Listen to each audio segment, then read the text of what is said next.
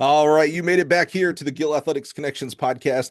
So humble to be your host, Mike Cunningham, National Business Development Manager for Gill Athletics, and also the podcast host. One of my favorite things I get to do in my profession here. So thanks for being here. If you have, is this your first time? Thanks for pressing play. I really do appreciate that.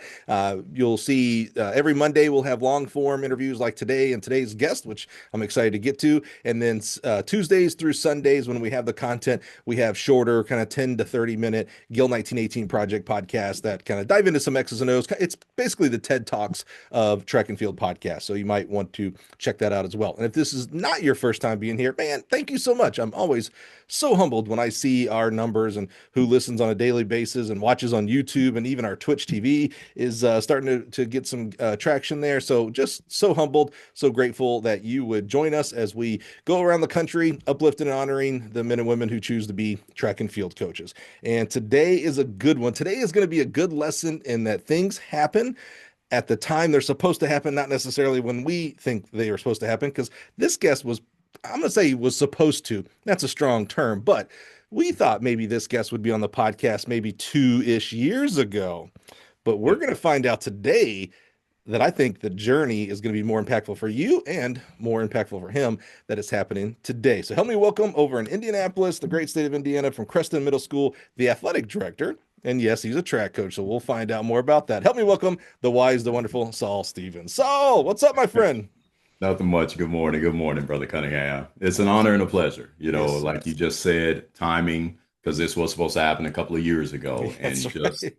here we are. That's right. Everything's for a reason in a season. We So, we almost did it at a national championship. We yep. almost said, "Hey, man, let's go to the hotel. Let's knock it out right now." Yes, we So, did. Yes, we I did. And I was excited. And then some things came up yeah, because, I ran so well, coach, I'm ready to transfer now. And yeah, that's exactly why we didn't. It's like, oh, come on, yeah, you're kidding me. But yeah, yeah. it's funny how that works. It's amazing with timing and things, and it's I don't know that I buy into or that I want to give credence to the things have changed and such different today and things like that.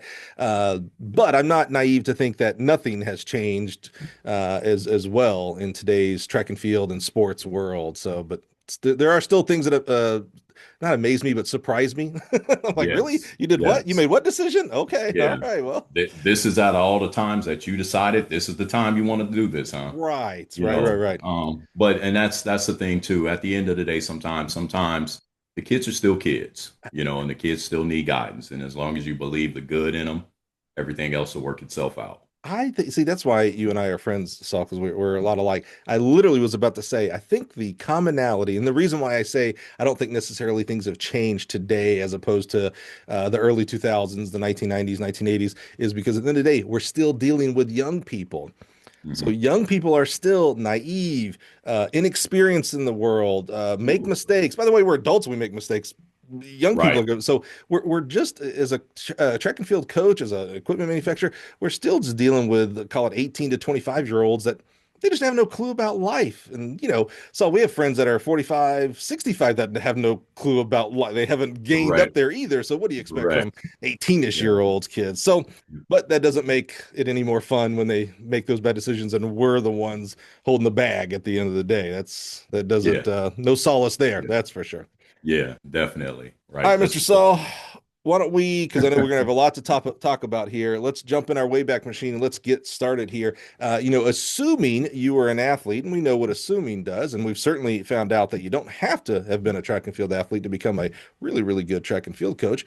But Yep. assuming you were a track athlete, where in the world does track and field start for you? Oh, this is a great question. So my running started, I can tell you the second grade. I Hmm. had a fantastic teacher who thought outside the box, and she's going to hate that I'm bringing it up, but when she sees this, she's going to die laughing. So she's down in Tampa, Florida right now, retired. Nice. So second grade, I'm what they used to call them old term squirrely. Okay. And so because it's now the 80s, you can do things differently. Her class was at the end of the hall. Her name is Laura Freeze. I'm great friends with her children. Her now still, my wife knows her, the kids, the family. Like she is a family friend. My father passed unexpectedly in college. Hmm. She came into town, for Hmm. the service. Like when I say this lady is a a heartbeat of mine. This Hmm. is her. So when I say outside the box, one day it just comes to her. You know what? Why don't you just go outside and take a lap? So outside was the playground. And I went out there about 3 years ago with my measuring wheel and I walked around the yard because the school hasn't changed. Right. Let's just say I thought I was going to be a mid distance runner because I would get out, she would open the door, and she started to just time me. And I'm gassing because, you're a kid, you just go out and run as hard as you can until you Yep. can't. Yep. And about the second time I make this 1,200-meter run in the second grade, she comes to me and she sees I'm still angry. Why don't you take another one? Check. So about halfway through it, now I'm walking and I walked it off and I come back and I'm calm now. And she Mm. just says, son, I think running might be something you might be good at. Now, if she was to do this in today's time, she would be fired on the spot because that's how times have changed. Right, right, right, But that's the thing. She knew I wasn't going to run out the fence, run off the grounds. right. Then it just turned into, I'll say, a level of competition for me. Now, remember, Right. I'm going to let you go, but I got the clock running too. Oh, okay. I got you, Miss Freeze. And I would come out, and our principal one day, Mr. Hedstrom, he sees what's going on. He comes and talks to her. He sees me at lunch. Hey, I'm okay if that's how you need to work it out. And he just pats me, walks off. Because Wow. that's the good old days, to Yeah. where it's so far out the box, no one would have thought, you know what, maybe this kid might need a recess break, so to Yeah. speak. Yeah. But that's literally my running started in the second grade. This was Oh, second grade. second grade, she figured out I probably just needed to go run it off. Real quick, did she go on to become like your track coach or anything like that, or only your second grade teacher? Only just my second grade teacher. What an amazing story about the impact of a teacher slash coach. I know she wasn't necessarily a coach, but of a teacher here, because this is second grade, dude. I can't remember my second grade teacher, and I can you pick up the are, phone and call her right now, yeah, like Mike. she I can call her became right now. family, not just a family friend. She sounds like Yep. family. That is amazing to me. Yep. Like really, truly amazing. Holy cow. Yep. She taught me, but I know she dealt with my sister some too. So this was all in elementary when we were in Yeah. Michigan City, because I'm originally from Michigan City, Okay. Indiana, up there on the Okay. lake. Yeah. So this all this cold and snow that we're dealing with, this Yeah. is nothing to me Right, still. right. But literally we just talked for her birthday a little while ago.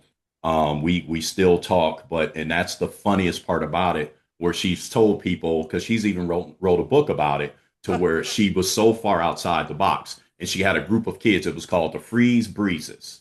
And there's a number of us That's that we awesome. still engage with each other to this day. And it was like an honor. Like, she had a t-shirt. When I tell you this young lady was above her time, way ahead of her time, Dude, genius, literally genius. And that's and so that's cool. what me and her talk about, because she used to say, you're a genius too. And she used to say, you're a genius. And I tell people that I'm part genius. And what makes me a genius and her, we know what we know. I know what I don't know. And I'm not ashamed to tell you what I don't know. Right, And then if what I don't know, I'll get up and ask for help about it. right, right. And so, but Miss Freeze figured That's it so out. cool. So I got started there. And then back in Michigan City too, there was no running, just like most times.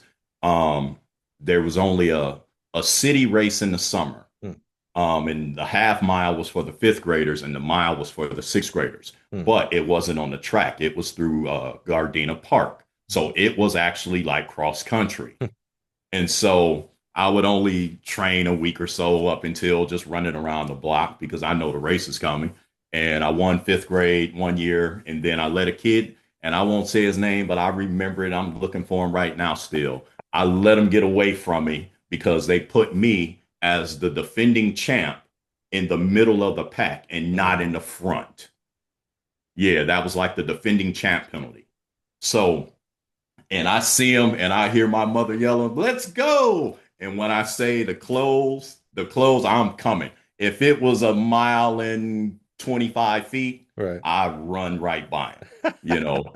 And that's how we got started. And that's the Yeah. funny thing about me coming back to the fifth and sixth grade, Hmm. because I actually moved down to Indianapolis Hmm. at that time, Okay. and I was doing elementary here. My mom had an opportunity, came down here, did a couple of years, was in the Spanish immersion program and all those things. And then we had to go back because that opportunity ended. Hmm. And this is how it's going to tie back. So remember I said I did elementary here in Indianapolis. It's going to come back. How Okay. this story is going to engage is absolutely hilarious. So you moved So back to Michigan City. come back to Michigan City. I got out, played a little football, Hmm. went out to track with a great man with especially in football named Jerry Karsteins. Jerry Karsteins is a Michigan City legend, old school leather helmet guy. Oh, wow. Okay. And his hand was like this, but it was beat up. And this pinky here took like a 90-degree turn. Mm-hmm. So he would be getting on you, and it's hard not to focus on that pinky that's all the way over here.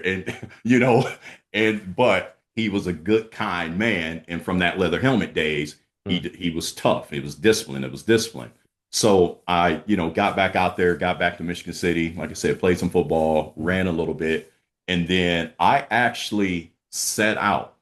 I didn't play, I didn't run, I didn't do anything the rest of eighth grade year, didn't do anything. Ninth grade year, got up to high school, and I'm in PE class. And Bear Falls, who's my uncle, rest his soul, who's a great man, played football, Illinois State. Hmm. He, hey man, I want you to come out for basketball. I know you've been playing with these guys all summer. I want you to come out, play. JV comes around, I go out because okay, I'll come on out. And that's the thing. I've never played organized ball. Hmm. I just played with the fellas and I just minded my business.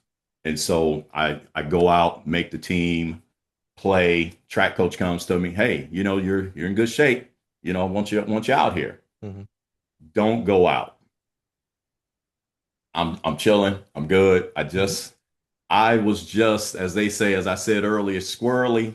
Hmm. I just kind of have always walked to my own beat in my own time at Were times. you a fan of any sport at this young age, just 8, 9, 10 years old? Like, are you every NBA game you're watching, every NFL, anything like that, or you're just Nope. squirrely?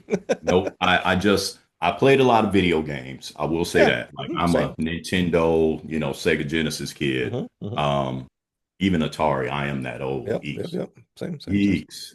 But I'll say this. I've always loved track and field. Well, In hold that on. squirrely. Now I got to ask because I'm a big video game guy too. What was your NES game? Because that was kind of like I had an Atari and Genesis and all that stuff, but the Oh, NES was like the oh, system. What would I got the Nintendo hooked up to the main TV right here downstairs. nice? What was your And game? What was the game you always track and played? field.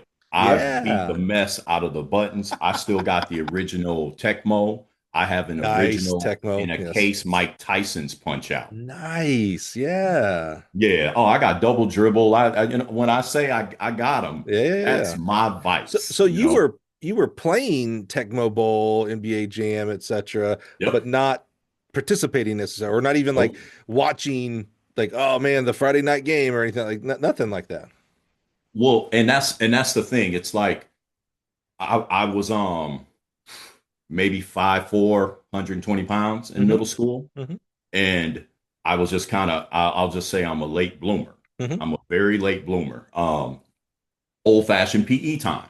We used to do PE and track and field was a segment. Right. And I literally got out there and I remember it. I jumped like 15-3 Hmm. as an eighth grade boy. And there was already boys jumping 18, 19, 20 Hmm. feet, things like that. And so I just kind of got discouraged, like, Yeah. I'm really not that good at this. And I'm kind Yeah. of small. I wear size 12s and I'm only 5'4". Now, hopefully I grow Wow. a foot and then maybe we'll Interesting. see. But, Yeah. it didn't come that way. Okay. So I ended up just really watching track. Whenever track came on, I can tell you the night I fell in love with the sport. I'm out with the fellas. We used to play ball midnight, 1 in the morning, things like that, because it was safe then in the neighborhood. All the parents knew who was with who, things like that. And I come home one day and it's a live feed. August 1991, the greatest long jump competition ever between Mike Powell and Carl Lewis. My Yeah. mother had some popcorn and some Mountain Dew sitting there waiting on me because she knew Really? I was going to come in at the time. Because, that was before VCRs and all of Right. that stuff. Right. But it was the live feed. It started at 2:30 in the morning in Michigan City. Wow. And I sat there and watched the entire competition. Why that? I mean, like obviously mom knew it was there was going to be of interest. I mean, why that one? Because I'm not hearing like, oh yeah, Carl was my hero or Mike was my hero. I'm not hearing anything like that. I that event, I love the hurdles. We can talk about the events later. But at that time, I knew what it was then. You have to be fast, you have to be athletic, and then you have to be violent Hmm. to throw your body that far. Right. And that's what fascinated me. Hmm. Like, hold on, how?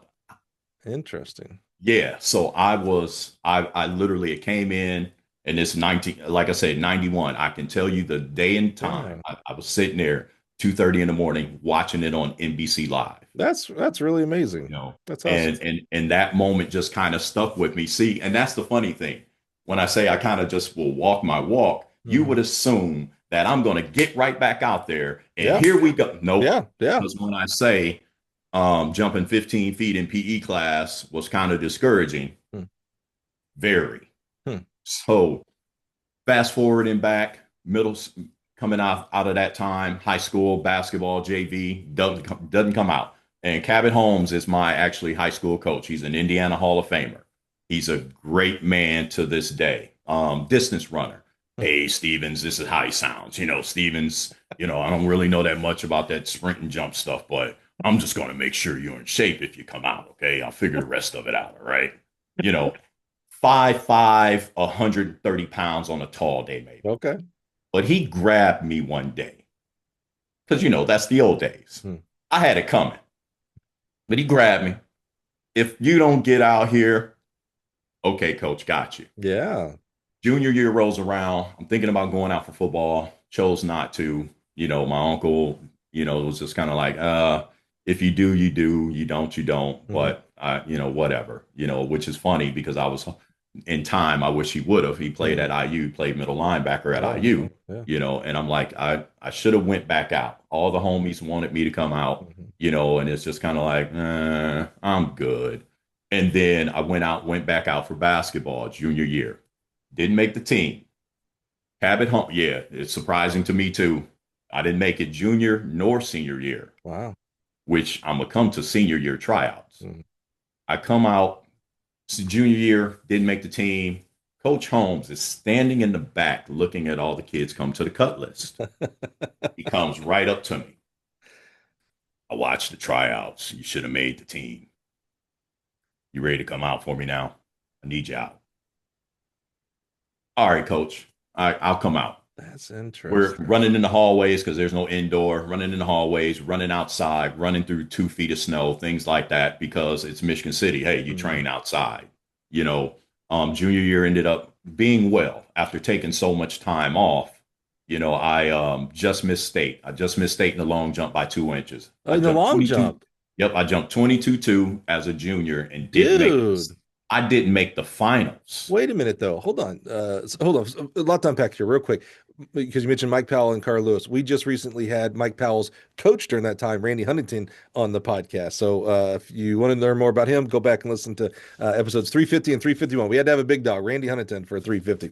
Which I am going to watch that because Yeah. I'm going to tell you how Mike Powell's name does come into this. Yeah, Like, love it, love it. Second, I love when we're recording this. We just finished the Wisconsin Track Coaches Association track clinic, and it was amazing speakers and a lot of fun there. And one of the speakers, Dave Emiott, who's the head coach, I think he's the athletic director. I don't think he's actually the head coach anymore.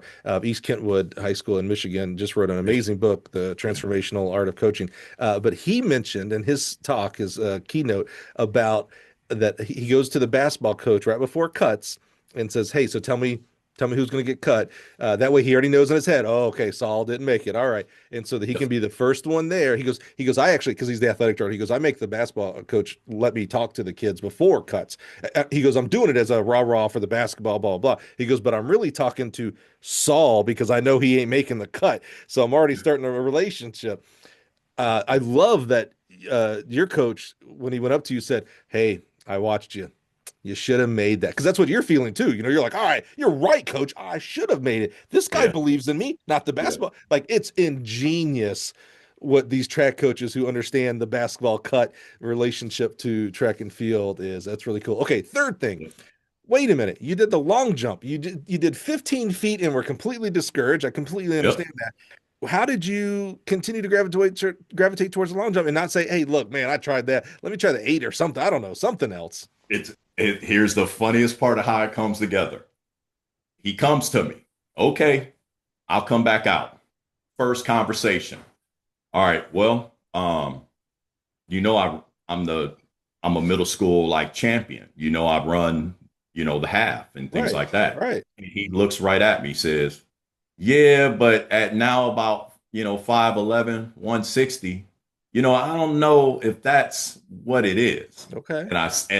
And this is an argument. Well, you know what? I run the half and the mile. If I'm not running that, I'm not probably coming out, coach. Yeah, That's it makes what I sense. run. Yeah. And he says, how about this?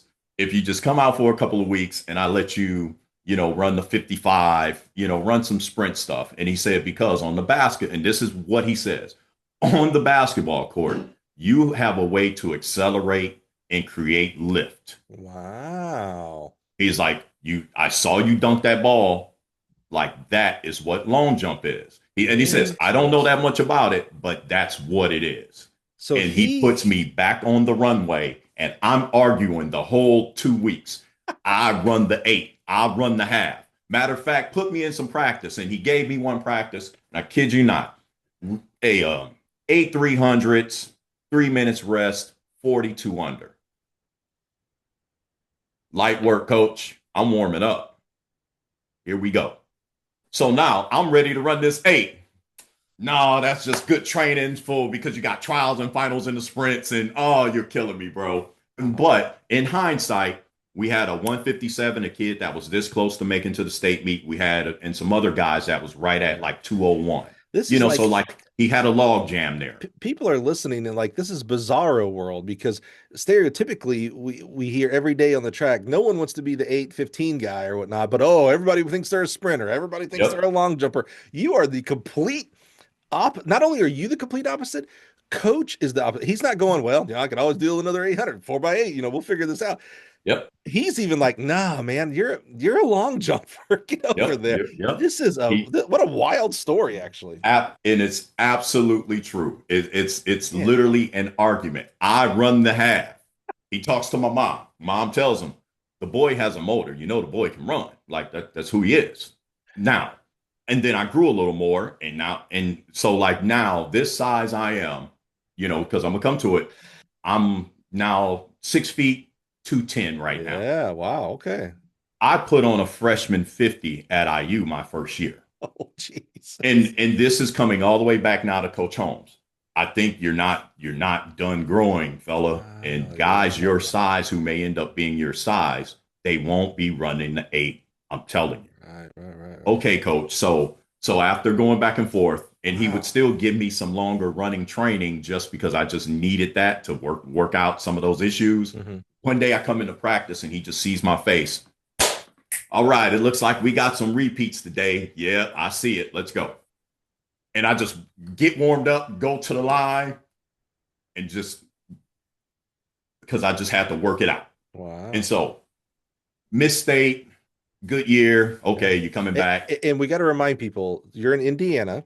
Yep, freezing the Arctic of Indiana on Lake Michigan. When 8 feet of snow back in the day. When he says he missed state, we have to remember at Indiana, very unique. There's at least one other state that I can think of off the top of my head. Only one class. So it's not like, he missed the 3, the big school or the small school, the middle, no. There is, of all the schools, if you have 100 kids in your school or 6,000 kids in your schools, which that is around the gamut in Indiana, you only have one long jump competition to qualify for at the state meet. So missing state Yes. in Indiana is a big deal because there are plenty of kids that don't go because there's not 6 classes or even 3 classes like here in Indiana and stuff like that. So that's pretty Correct. unique. That's a big deal. Correct.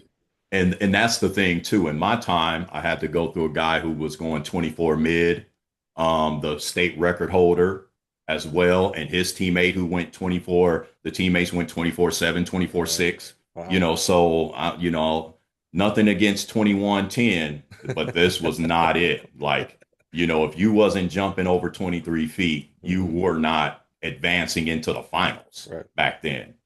Because in that time too, in Indiana, the 100-meter state champs were coming out of Gary, coming out of that regional meet, Yeah. from the region. And you go through that history book and, you see Stetzer, Allen, whoa, holy smokes, what's going on up here? So coming into senior year, I'm thinking, oh, you know what? I think I may go back out and play wide out. And I don't go. Does not making it to state motivate you or what would be the opposite of that? Discourage you? Honestly, that's the issue. I'll say it was nondescript. And a lot of it still was, well, okay, yeah, I'm better, but I'm still not good enough.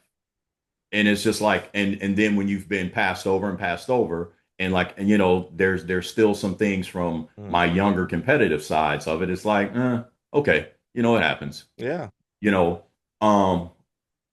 Until senior year. Like I said, I was thinking about going back out for football because you're I played dude, wide out growing fast. up. I'm sure the football coach is begging you to get on the team, for crying out loud. Let's just say I went out for one day and I thought I did something pretty well. And he told me I was going to probably still be third, fourth string. And I said, thanks for your time. Where the track coach is saying, yeah, you should have made that team. Like you see the difference in how talk to athletes and kids. Yeah. And how you talk. So I don't go out. I go back out for basketball tryouts though. Here we go. Coach Holmes sitting right at the cut list because now there are other teachers who are watching tryouts because I didn't make the team last year and there were some other guys who didn't make it as well. So they're just kind of like, we want to see if these guys, how they play. Senior year, and this is a true story and I can call people. Our starting lineup was 6'9", 6'7", 6'6", 6. Okay, here we go. And he put the starting lineup to basically destroy everybody in the gym. And then I came out with a group of 4. Oh, for tryouts. 4 tryouts. Okay. It's the most it's you can't make a team that way. Yeah, because right. Guys that big and then throw 5 guys and the tallest guy is 6'1" out there. Right. Yeah, they're on the team, so they're organized. They know how to do stuff. You're playground people essentially. Bingo. Yeah. Here we go. That's it. I made the game-winning shot to get those guys off the court. Yeah. And they celebrated, and and you know what? He hit the whistle. That's the kind of showboating we don't want in our program. Puts me on the line to run. And I run down because I literally made a game-winning shot and people celebrated. I can call 5 people right now, Mike, and they would say it's a true story. And so with that, I did not make senior year. Cabot Holmes is at the cut list. I almost wonder if you would have made it, how miserable you might have been, honestly. And that's the thing. I just wanted to make it because that's all the homies. Right. I'm cool coming off the bench. I'm here to defend, rebound. I'll put the ball in the basket, but I'm here to defend and rebound. Here we go. I see Coach Holmes in tryouts. I finish running. He gets right up and just leaves the gym. He's sitting there at the cut list. Soon as I'm walking up, he's already doing this. Because in your mind, there's not actually a guarantee you're going to do senior year track, is kind of what I'm hearing. I just kind of like you didn't think like, oh, okay, I got cut from basketball. All right, well, I'll go to track. Like I feel like there still was a little bit of recruitment needed. Yep, because I just kind of was just here, so to say. And there's a lot of kids that are like me that are just here sometimes. If you haven't been directly pushed into what you can see for them, will drop by the wayside. You've seen it in coaching. I've seen it in education. And that's why I've always taken my role seriously because of my own experiences. Mm-hmm, But Coach hmm. Holmes sees me, calls me over, Mike, come on, come on. I don't even go towards the paper. I'll be, come on. And he looks right at me and he says, okay, here's what we're going to do. We're going to get to work right now. In these hallways, outside in that snow, we're out. Hey, shovel a lane off the track. Right. Let's get to it. Now my light bulb goes off. Me not making senior year, when I say infuriated me. Mm. So we go through indoor, things go well. We go through outdoor. I come down to a track meet in Indianapolis. Mike Holm is the Midwest Meet of Champions. Mm. Mm-hmm. Okay, because I know you know that one. Yep, yep. And I come down and I tangle with he had these set of twins who went maybe 21.48 as well, the Pollard twins. And I tangled in there with them. Mm-hmm. And they was like, who is this kid? Oh, okay, okay. There's one up north in Michigan City at Elston. Okay, here we go. All right. And so on the bus ride home, coach says to me, you just swam with like state champion kids, right? So with that, I need you to start doing your homework, staying out of trouble. Just keep it to yourself. Keep it to yourself sometimes. Mm-hmm. And let's see where this goes. Season's going great. I pulled my groin. I almost tear my groin at conference meet the week before the state tournament starts. Bro. Kid you not. So when I say, and the kid who ended up winning the 100-meter in the state finals my senior year beat me by that much when we tangled one-on-one the first time. I literally I don't train. I'd done so much training because my head coach was a distance coach. They literally taped my right leg up and I showed up the sectionals, advanced out in the 1 to 2, and in the long jump. And then my fitness just started to wane, finally get over here to the regional meet and basically have one fair jump, jumped over 23 feet, win the regional, make it to the state meet, legs still wrapped all the way up because, I couldn't really run. I couldn't train. I was hurt, but I had so much fitness left over. I was able to, just get my foot on the board, get to the state meet, and there was just nothing there. Like I couldn't generate it well enough to, put myself there, but still just making it on one leg. It's like, yo, this dude here. Yeah. It's like, here we are. So, and this is still the craziest thing about this story, Mike. I go to IU because I was basically drugged down there by my family. I didn't go to run. I was going to the Marines. Oh. Yeah, discipline, things like that. Okay. Yeah. Yep. I'm gonna go to the Marines. I'm gonna go into medical. I'm gonna go save. I'm gonna go help. I'm good. My family got wind of this. My uncle shows up, all 6'3", 290 at the time. He's sitting there waiting on me. 2 a.m. Hey, heard something. I heard a crazy story. Yeah, you're not gonna do all that. I applied to one college.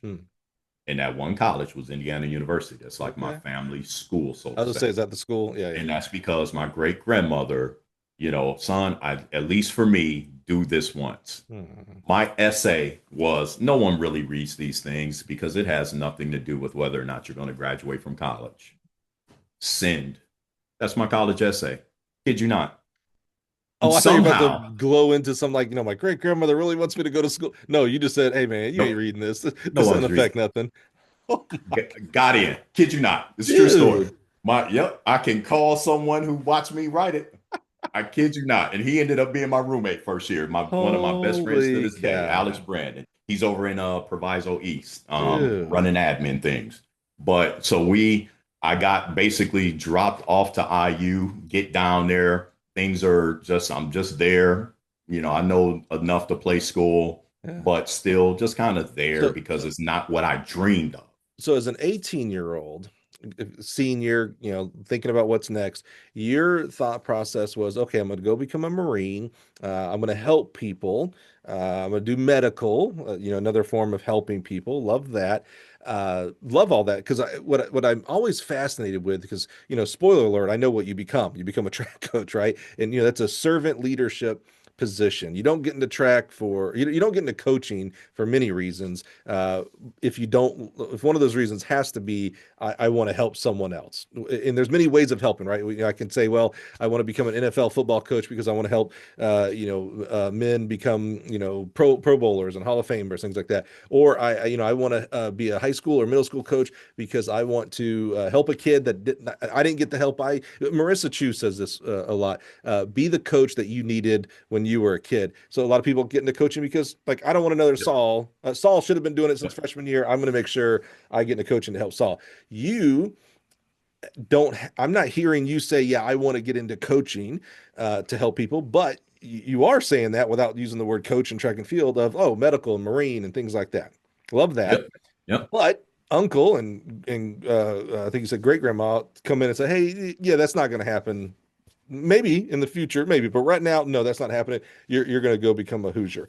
When you go down to Bloomington, what are you thinking then in regards to, like, well, okay, I got to pick a major or whatever? What were you thinking at that point? I wasn't thinking at all. Okay, just I have to be was here. just there. Okay. I had to be there. Yep. And okay, I see everybody else going to class. I'll go too, I guess. Okay. Okay. All right. Okay. And that's the thing. Some of those habits showed up. Yeah. And no track. You don't go talk no to track. Who would have been the head coach? Marshall Goss or Randy? No. Yep, Sam Bell. Marshall Sam. was one Okay. of his assistants. Yep. Okay. Sam Bell. You don't go to Sam. Hey, Nope. coach. I was a decent little long jumper, and none of that. You don't. Okay. Nope. You don't even know Sam and where the track office is. All right. And I stayed at Briscoe, which is right across the street from Assembly Hall and the track office and all that. Okay, I know where you're at. Yep. I could care less because I didn't want to be there. At IU.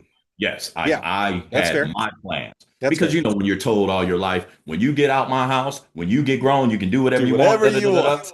That's not true. It went all the way out the window. And then that's me arguing. But y'all told me that and here we are. If we see fit, we'll let you do. If you choose what we choose, what we want you to choose, you can have your life. I get it. I get it. Okay. In hindsight, now that I'm old enough, I know why. My dad, rest his soul, my dad did 2 tours in Nam. And and so there was a lot of my flat out, my dad didn't come back the same. As I've been told. Sure, bro. He was an honor student in Compton, California, Compton High School, had a full academic ride to UCLA. And Nam changed all of that. I know. But that's the thing. They did not tell me that in the process of sending me to IU.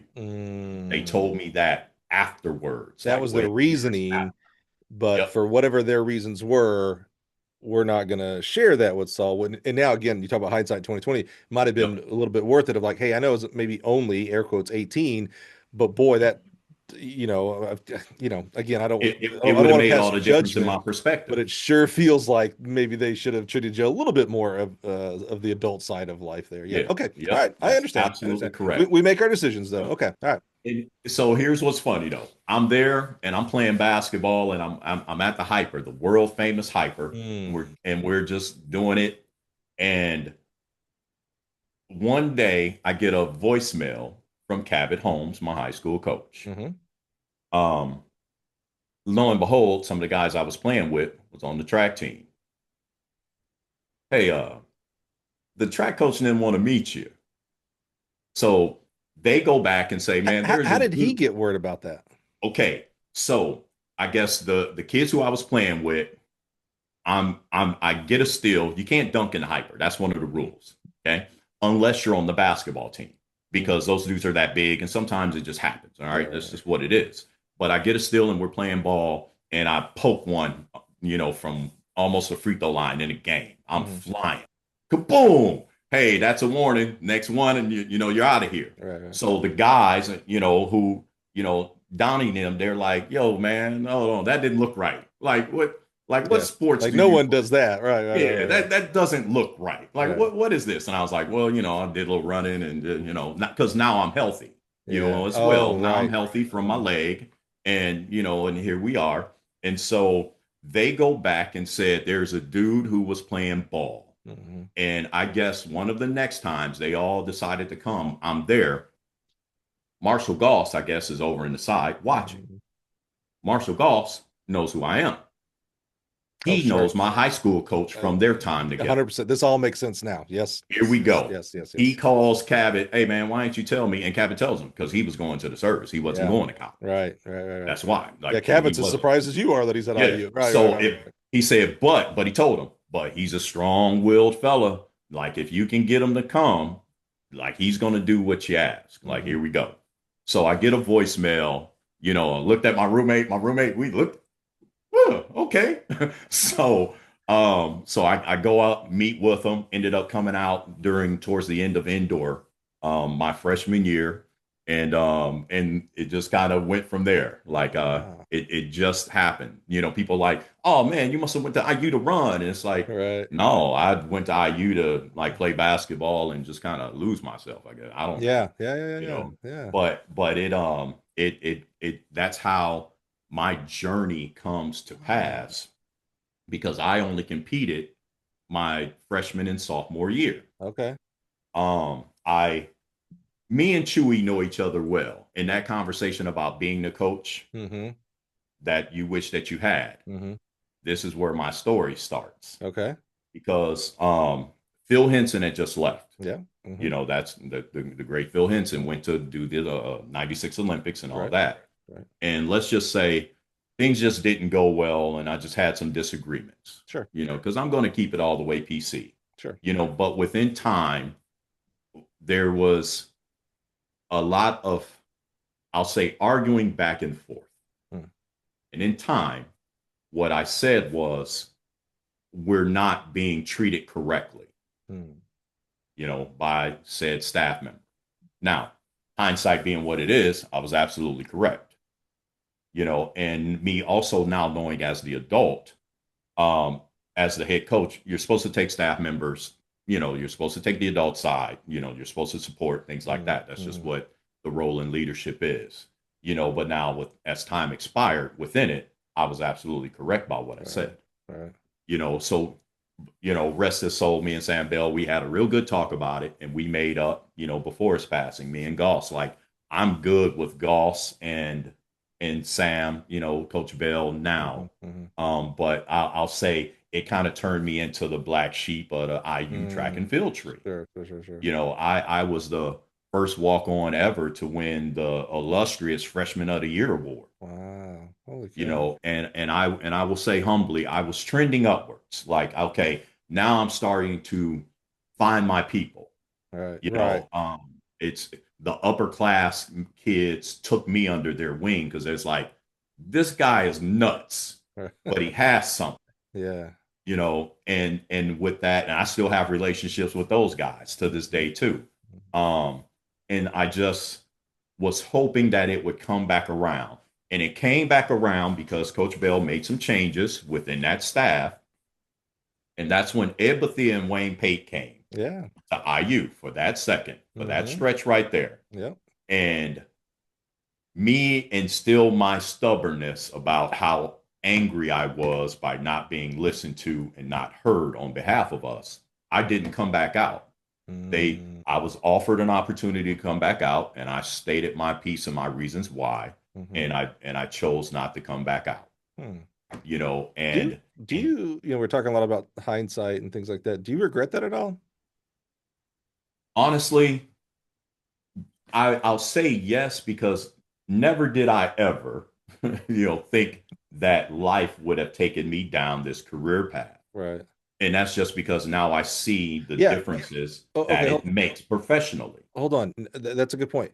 As you're going through freshman, sophomore year, you're on the team, you're jumping, you're finding your people. I love that statement, because that's really what I think all young people, and really maybe humans in general, are trying to do throughout our whole lifetime, is trying to find our tribe, right? Some of us find good tribes and some of us find bad tribes. So as you're finding your people, is anytime during that time, coaching as a profession clicks in at all? Okay, no. So you're still just, did you pick a major and like, okay, I'm going to go become a doctor or anything like that? Or are you still just kind of, I don't know. I feel like I'm still just fishing without a location. Yeah. Yep, I'm still just kind of there. Okay. I picked up communication though. I had a real bad speech impediment growing up. Hmm. I'm terrible. My Yeah. great grandmother really at times, and my mom would be the only ones who could understand me at times. Wow. Yeah, so I self taught Yeah. You how to certainly talk, overcome that, my friend. Jeez. and with that, IU helped a lot of that too. So I then that was the big ESPN buzz. So I'm like, okay, I'm going to be a sports commentator. Yeah. Yeah. Yeah. Yeah. I have a minor in communication and journalism and all Right. that stuff now, and Right. I'm just kind of like, huh.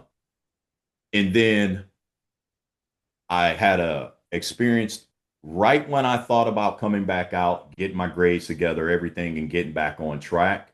One of my friends from college passed away in a car accident, Hmm.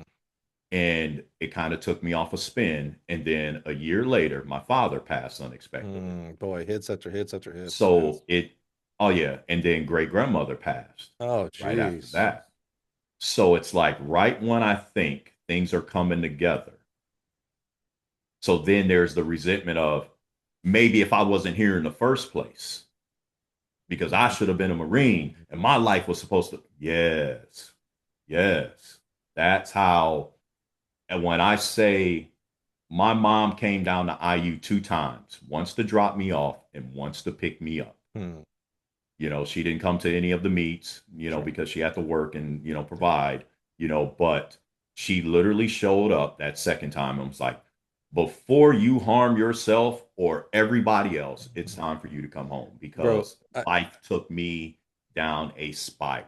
I'm a visual person, so like a lot of times as someone's telling a story, like either the movie plays in my head, like it's funny when you're talking about you got the voicemail from your high school coach saying, "Hey, the coaches want to talk to you." Like I played that video in my head of like, I picture a pretty normal dorm room, and your Yep. roommate's sitting on the bed, and he's like, "Wait, what? Play that again?" Yep. He's on the bottom bunk. When Yep. you just talked about good friend and uh, dad and grandma, it made me think of Mike Tyson's Punch Out, actually. And I just got this vision of like, you're playing, you're like, oh, I'm doing pretty good. I'm gonna beat Tyson. And then Tyson just hits you. And then you get back up, like, all right, fine, I'll win the next round. And boy, now dad passes. Boom, there's another one from Tyson. You're like, oh, okay, well, I'll win third round. Get up, boom, and it's just like, like who survives that? No one Yeah. survives that.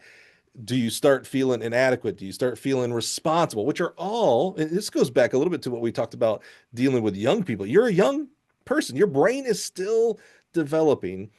Can I see you absolutely taking in what now we would call wrong emotions, meaning like, oh, you blaming yourself. Oh, I should have been a Marine. If I wouldn't have done this, that would have, and it's like, none of that is true at all, Saul, young Yep. Saul, Yep. Yep. but again, we don't know this until we're 30, 40, 50 years old. And we can look back and go, oh, Correct. okay, I get it. Doesn't hurt less that I lost my Correct. people, but I Yep. don't need to be beating myself up over that. Yeah. Boy, Yep. that's tough. Anybody that's tough, dude. Holy Yeah. cow. And at that maturity level and age, it's Mm, like, wow. And that's the thing, it kind of forces you to grow up to be who you are It's faster, absolutely, yeah. you know. And that's the whole thing about to answer it why there is some piece of the regret to it, but it's Mm, still all's what was best. Because some of those guys I was tangling with, they all ended up being national qualifiers, all mm-hmm. Americans. Right, Because right. I actually still talk to a couple of them to this Mm-hmm. day. Mm-hmm. So it's like the ability was there because I was beating them from time to time and things Yeah. like that. Who So there's were your boys on always the the not knowing. yeah. That's the thing. Who were your boys on the team? I was actually in around 90 when Marshall took over. I became fairly air quotes here close to the Indiana program because Marshall was kind of like my dad, and Yep. I'd go and do summer camps, and Danielle Carruthers and Yep. Yep. Greg Udell right after that, things like that. Who were some of the guys Yep. and So gals? I'm right before them, Yeah. which like Brian Right. Johnson, Eric Matthews, who played for the Packers, Mm-hmm. Jermaine Chaney, those guys was Right, there. right. Glenn Terry was still their trainer. Yeah, yeah, Glenn. Yeah. With Dee Dee, Dee Dee Yeah, Nathan, Didi. Yep. Olympian, Mm-hmm. so but one of my real good friends to this day still, Tom Chorney, was in that. Yeah, is that right? Yep. Yeah. So Mm-hmm. Chorney's in that group. Mm-hmm. Mm-hmm. I still talk to a chunk of them. Nicole Yeah. Hartfield. I have a Mm-hmm. cousin who was on the team who was a long hurdler, Tracy. Like Mm-hmm. it's still I still speak with those guys. Yeah. That was This the is best thing about this whole the trip. I went to Miami for the national championship, and yeah. that was the Oh, first did time you I've seen really? some of those guys. You Oh didn't go to yeah, the I had to go. you didn't go to I the had game to though. go. You didn't go to the game though. No, I can't afford the game. I That's what I'm got saying. I was kids. like, I didn't know you had bread like Yeah, that, bro. That's the yeah. first. That's exactly what I No, was thinking. I was like, oh, you rich, so I didn't know yeah, that, no, bro. I got kids. I got kids. But me and the wife, we went down. You know, it's like a birthday trip Wow, for that's myself, and we went cool. and just went and did everything. And That's there's people awesome, who I haven't man. seen in 25 something years. That's That cool. was all down there. And the moment, and my wife sees one of them, and he walks right up to her. How did you get this man? Do you know this man? This dude is nuts. Do you know this man? And then he says, but he might be one of the fastest, the most like genetics, like holy smokes, like it's crazy. That's But do you know this man? And I'm just that's looking. so cool, I'm just man. like, you're killing me, bro. That's the first thing you're That's gonna say, that's a you cool know? experience, though, bro. That's Yeah. cool. I love So that for you. That's cool. yeah, but Um, yeah, those okay. those those were my IU people, I love that. and Great that's time. yep. Again, Marshall, very close to me. Got to know Wayne and Ed very well. I respect, love it. Ed's been on the podcast. Love Wayne. So proud of him for being able to Yeah. Wayne's a retire. good And, man. he's gone through a lot with his family and in the Yep. profession. So, just love those people to death. Honestly, I was a Hoosier fan, even though I'm from the South, because of those people. Honestly, Yeah. I just love those people. Okay, so junior, senior year of college, man, you're getting the Mike Tyson body punch left and Man, right. You can't get up before the next punch hits you square basically. in the face. Yep. Yeah. Yep, basically. And I tell people and even my kids, I'm like, if you guys only really knew, which Mm, is funny because I'll tell them I'm eventually going to catch up with you because you just mm, don't know coach like I know mm, coach. mhm, So trying to, I'll say pull the malarkey, cut those corners, things like mhm, that. mhm. I'll be sitting right there waiting on them. Yeah, Hey, I knew this day was I coming. I created Right. that. Yeah. Yeah, you don't know me, just because I'm all at the church now at 9 Right, a.m. right, Don't let right, this stuff fool you now, okay? right. That's right. And so but yeah, that's coming back to it. That's what Yeah. some of the regret is. It's Yeah. because I ultimately never knew how fast or how far Yeah. I Sure, was sure, going to sure. go, I get that. So and what do you and do? You graduate. What do we do next? so here we go. I get picked up. I got brought back to Michigan City. I'm just sitting in my room. Gets a phone call from the AD at the high school. So hold on, Saul. I'm sorry. Again, pictures, right? You might be, because I know you well enough. I feel like I can say this and not offend Mhm. you. Because again, spoiler, I know what the future becomes. You're a very successful man, father, and husband, and just coach and AD. You've Thank you, created, sir. like, you're extremely successful up to this point here, at least. And I'm talking about being done with college. I mean, most of us. No, I shouldn't say most of us. Some of us have our crap together at that point, or at least some semblance. I feel like at this point, you are a ship without a rudder. Rudder helps you move left and right and gives you direction. You are just bouncing along in the seas here. I cannot. If I was listening to this story with no, like, people right now listening have no idea what you have Hmm. done, and we'll talk about that here soon, of course. But they have to be thinking, like, how did this guy become anything? Like, you are just like and I'm not gonna go there, but um this is amazing to me. You're Like spot this on. becomes successful. This is amazing to me. You Yep. have every excuse not to be successful. That's for You're sure. you are spot on with that. I tell people this is God's work. Like Mm, it is an absolute amen. miracle that Amen. I'm alive Okay. All right. right now as we speak. I interrupted From you. that darkness, Yeah. like people, if especially if you've never experienced it, Mm, and there aren't too many people who experience what I experienced, mhm, especially on the backside, because I'm trying not to cry. mhm,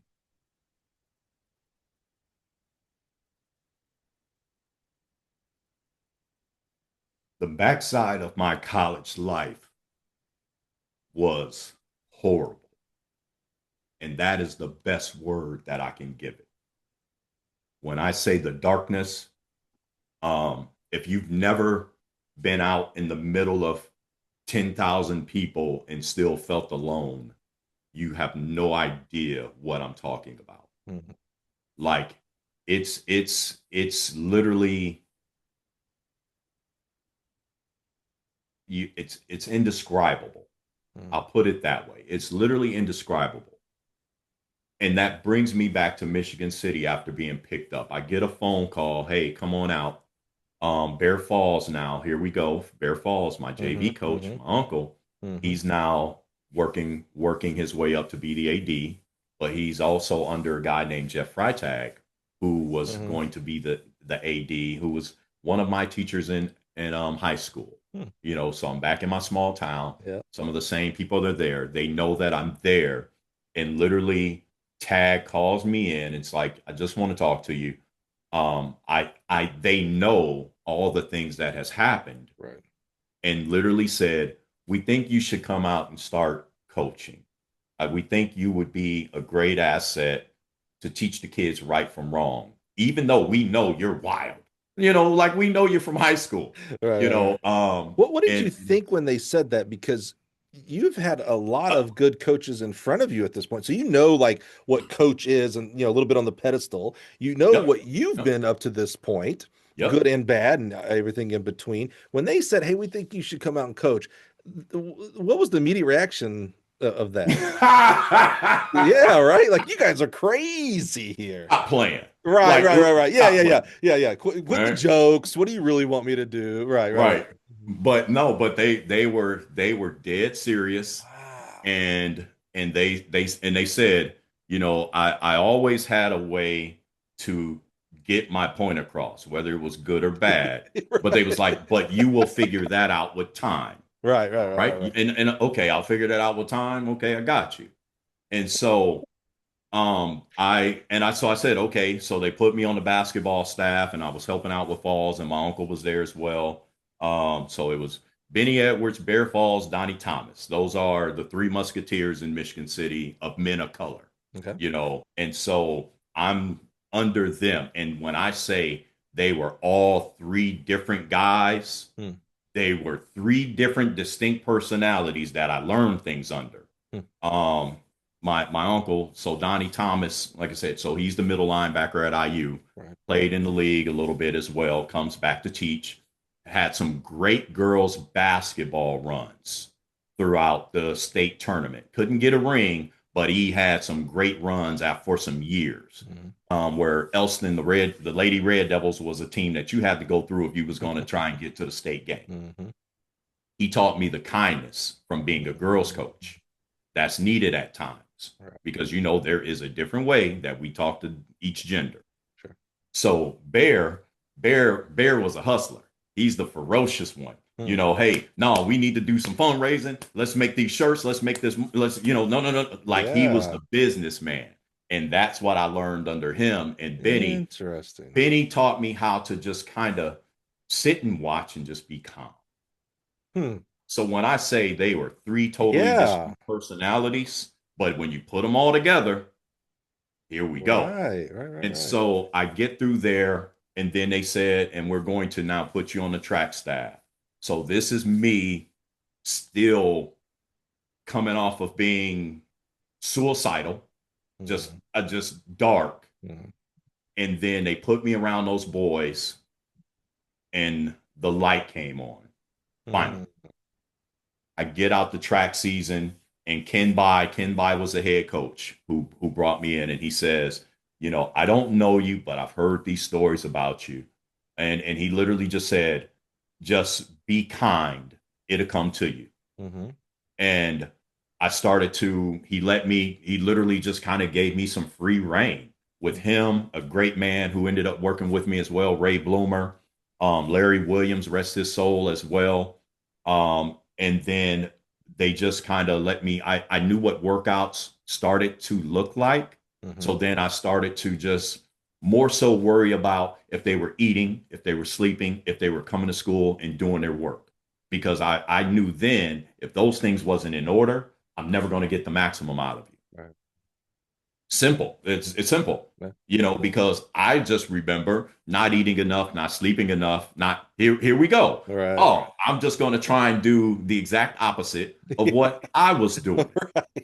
And it might be able to turn out better. And lo and behold, here I go. We're at the state meet, kid gets Javen Lee gets my first medal, his junior year. And I'm like, oh, okay. Okay, here we go. So now let's do this work and let's keep working. And then the second year, Coach Williams passed, Hmm. and it kind of left me in charge of all the like sprints, jumps, and hurdles. And I'm like, ooh, this is a lot of responsibility. But I just kept hearing it'll come to you. You just have to be patient. You can't get it all at once. Things go well. Had a kid. We went up to Fort Wayne. Kid goes 1060 in the 100. The hurdler, he went 1390 over at Lockport at that big meet in Lockport in May over the highs. And things are coming together, and it's just kind of like, okay, I think I might be able to do this, Hmm. because I was still kind of on the fence, waiting on the other shoe to drop. Right. Because when they pulled me out of school at the end of that last year, I still had, because I had to change my major because of my grades that had dropped, I had to take two more classes, Hmm. and then I was finished. Right. So I finished up my degree and two classes at IUN in Gary Yeah. a couple of Nice. years after I went home. Good for So you. now I have my degree, Yeah. and now this bug has hit me because now I'm in my small town. I'm making a difference in people, which Hmm. is something that I've always wanted to do, which is why I wanted to go medical, which is why I wanted Yeah. to go to the Right. Marine. Right. Right. That's what, You know, it was kind of striking me. So when at first when you were talking about those coaches, and I love kind of the three-headed look of almost three-hearted, actually, one, let's go fundraise, one, be kind, one, have patience and be quiet. I love that, almost like the three oracles of coaching for you. And at first I wanted to say oh, it's amazing what we can do when someone believes in us, but I'm not necessarily hearing through your life so far in this journey people not believe in you. The track coach believed in you. I understand the basketball coach maybe did believe in you. yeah, Maybe they had different motives of what they were really trying to do anyway. But the track coach, your mom certainly, your second grade teacher. You've had a lot of people believe in you. But yeah, now I'm wondering though, it's almost like a reverse, like what can help someone now that you're the coach and you're helping others, which that certainly has been like in you, and just continuing rising and rising until now you are in a position of coaching of where, like, okay, now I can let that out. I wonder if that was the real, I'm gonna use the word therapy here, of like, oh, I get to pour into other people now. I wonder if that's the real unlock here with you. yeah. It is. It is. It's that's legitimately how it kind of came together. It's Hmm. like, they called me in the office and gave me some words of wisdom. I'll leave it at that. I'll tell Hmm. you what they were when we get off. Hmm. But the biggest things were, it's kind of like that, the difference that I saw that I was making is what turned the lights on to Yeah. turn everything around. Yeah, that's apparent. Yeah. Um, Hmm. it was that powerful, and I tell people, yeah, the state meet and all that stuff was fine. I said, but the joy I would see them have walking across the stage at graduation. Hmm. And then it's like, okay, knowing that you slightly Hmm. contributed with that, You're part of the you puzzle. know, That's right. Hmm. and it's like, okay, I can't take this lightly. Mm. So a couple of years go by, and now this is maybe year three or so. Ken Bai decides to retire. Tag calls me into the office and says, I'm going to do something different. By our union, the teachers are supposed to be head coaches. Right. I'm going to make you the head coach. The other teachers who have expressed interest want to just join your staff. Hmm. Me? And he just said, yeah, you. I know. Out of Wow. all the people, out of all the darkness, out of here we are. Hmm. He said, some people want to follow your light. Yeah. And that stuck with me forever. And because Ray Bloomer is a great man, Mark Chavez, my buddy Eric Huberts, is just some guys who just, ragtag group of guys. Hey, Hmm. man, we going to get this together. We're going to learn all these events and do all this stuff together. Right. And it worked out pretty well. What also helped was the girls coach, a legendary guy named Tim Bumber, Hmm. Illinois product originally, was in Michigan City for years, coached some state champions and some great distance training things. He worked with us as well, and he would sit and talk with me. Hey, you might want to soften up on this. You might want to Hmm. toughen up on this and things like that Hmm. within some mentorship of it. Yeah, we need that. And so I was 27 at the time, but I was the first person to ever be a head coach and not be a licensed teacher. Right. And it was all just because of the previous work that I had done was so above par Yeah. to trying to make a difference of what education and teaching is supposed to be. At the time I was working at the alternative school, Yeah. as the in-school suspension supervisor. Hmm. I did some time as a paraprofessional. They call them IAs now, but I had a kid I had an autistic kid that I took to PE every day. I got Mm. off of my normal shift with the emotionally, behaviorally challenged kids, Right. and they would let me leave for that hour to take him to PE. Hmm. And I would take him into swimming and do things like that. So now it's finally occurring to me. I think I need to try and go get this teacher's license Hmm. to see what I can do about Yeah. furthering the future. And that is how I ended up in Indianapolis, Okay. because I needed to put myself in a city where there was schools Mm. to where they would see my work ethic, because it wasn't my GPA, Right. but my GPA at the time, still above a two, but one of them 2 point lows, Yeah. um, to where somebody would see it and give me an opportunity, Right. and that's how I ended up down in Indianapolis. And this is how this story gets really funny, Mike. Pause right there. Did, as you're going through IU and everything we just talked about, and you finish up with IU and go back home, any point did you think about going back to the Marine? Because that's still an option. You weren't aged out at this point. No, I wasn't aged out. Um, I went through officer candidate school. Yeah, that's right. Hmm. Yes, I did. And at the end of the day, I ended up a runner up for a medical program at Fort Knox. And what I said was, when a medical position opens up, give me a call back. I'm not joining the military for nothing Mm, else but what I want to do. right. Never heard back from them. Wow. Hmm. I Okay. kept tabs. Yeah, I yeah, reached out 2 different times. yeah. Hey, I'm just checking to see where things are.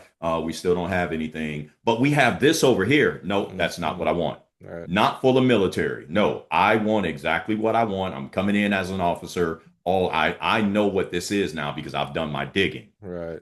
And honestly, I think the Lord said that's just not where I'm supposed Hmm. to go, Hmm. because He didn't Hmm. open that door. That's right. That's right. And so I get down here to Indianapolis.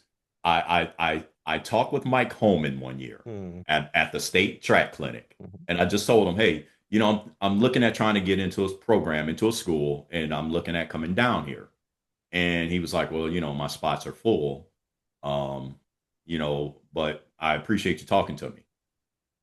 Great man, Ken Browner, who just retired from Carmel High School in Indiana, Hmm. maybe 2 years ago. He sees this engagement and he just comes over and introduces himself. Hey, Oh, awesome. I saw you talking with Holman. Are you thinking of wanting to come down here?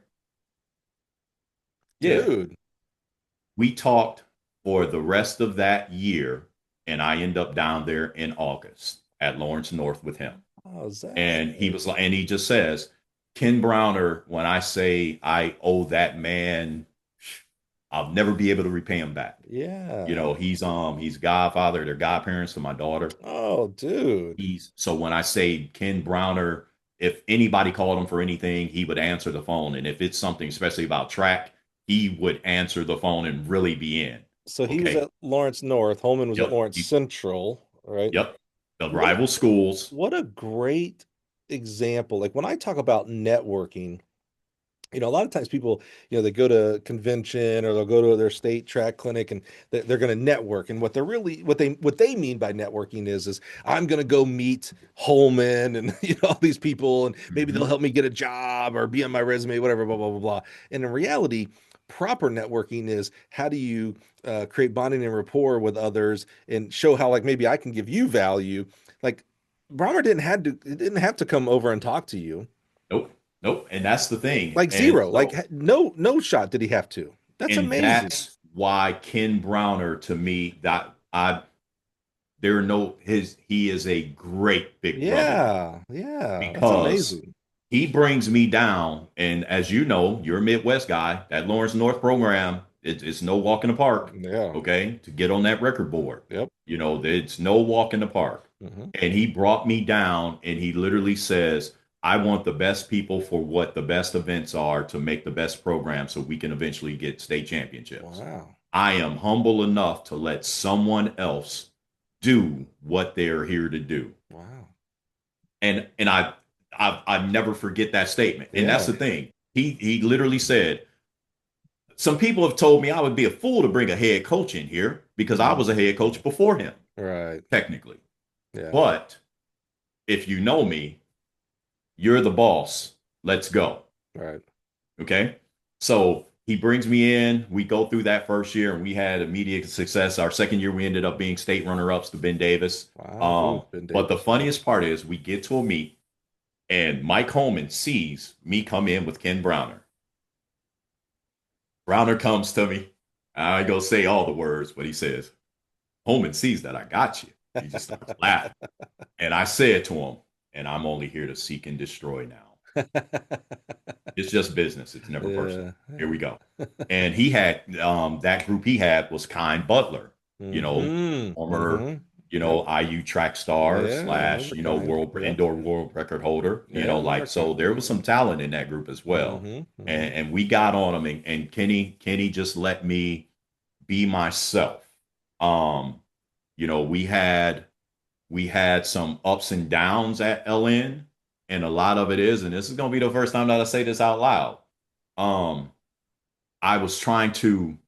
I got in trouble because kids from other sports wanted to come out and hang out with the young cat and hang out. And because when I say we're in the weight room, we're lifting, we're in spandex shorts lifting, like, because it was only the boys in there. Right. I mean, we're turning it into fun. Yeah, it's a thing. Right, so there were guys who were on other teams who wanted to come out and be like, hey, if that's what it is, hey, let's go. Because their friends were coming out and their friends were, track people. Right. So it's just the whole association thing. And some of the other coaches didn't like that. Yeah. So I said, okay, I know how to fix this. And I went over to Warren Central and started coaching the girls with James Taylor. Dude.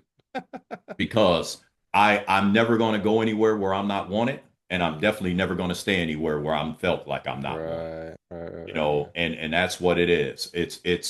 I ended up, and that's the funniest part about this story, Mike. I went down to LN, and they knew I coached basketball, but the football coach got to me first. And we made a deal. If I came out and coached the receivers, by the way, had an all-state receiver, because I know the route tree. Remember, I said I played a little bit. Right, I know it. My uncle coached it. Like, I know it. Right. It's just, he told me that if I came out and helped the football program, I would get all the receivers and corners. My group that I coach could come out and run track. Asked me what he did.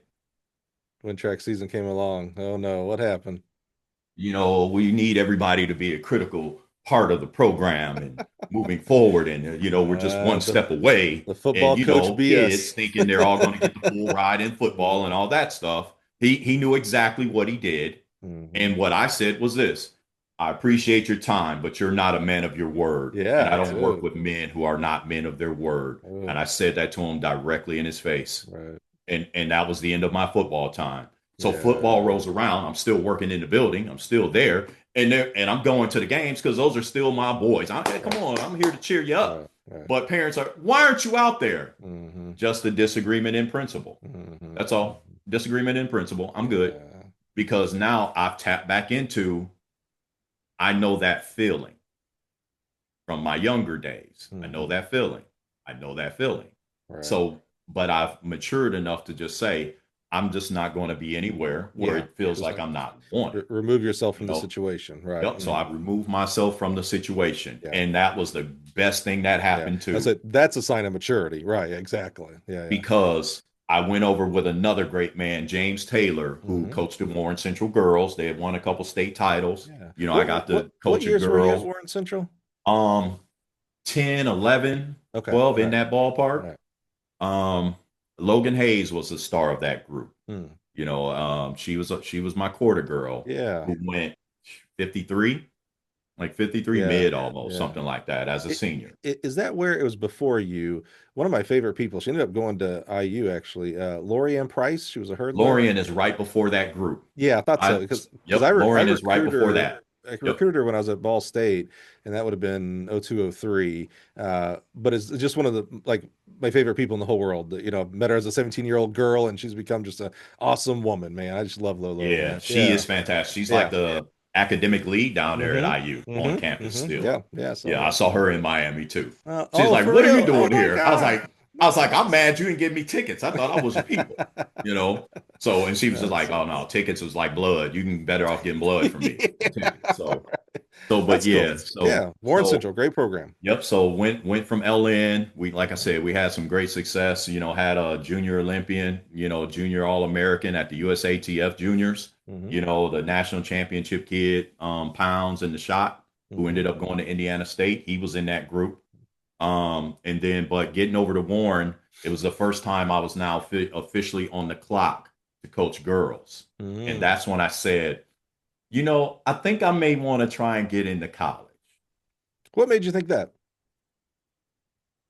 Just in the sense of as I'm getting higher in age groups, my communication is better Hmm. because they're at that point in life to where they would really understand some of the things that I'm saying from the lessons that I've learned, Hmm. or how good or how hard life may be, Hmm. and how you just have to persevere through some Hmm. things. It's even though it may sometimes it may seem like it's a train at the end of the tunnel, but Hmm. it's actually still the sun. But you went and got your whether it's a teacher certificate or whatever. Like you're a teacher now? Yep.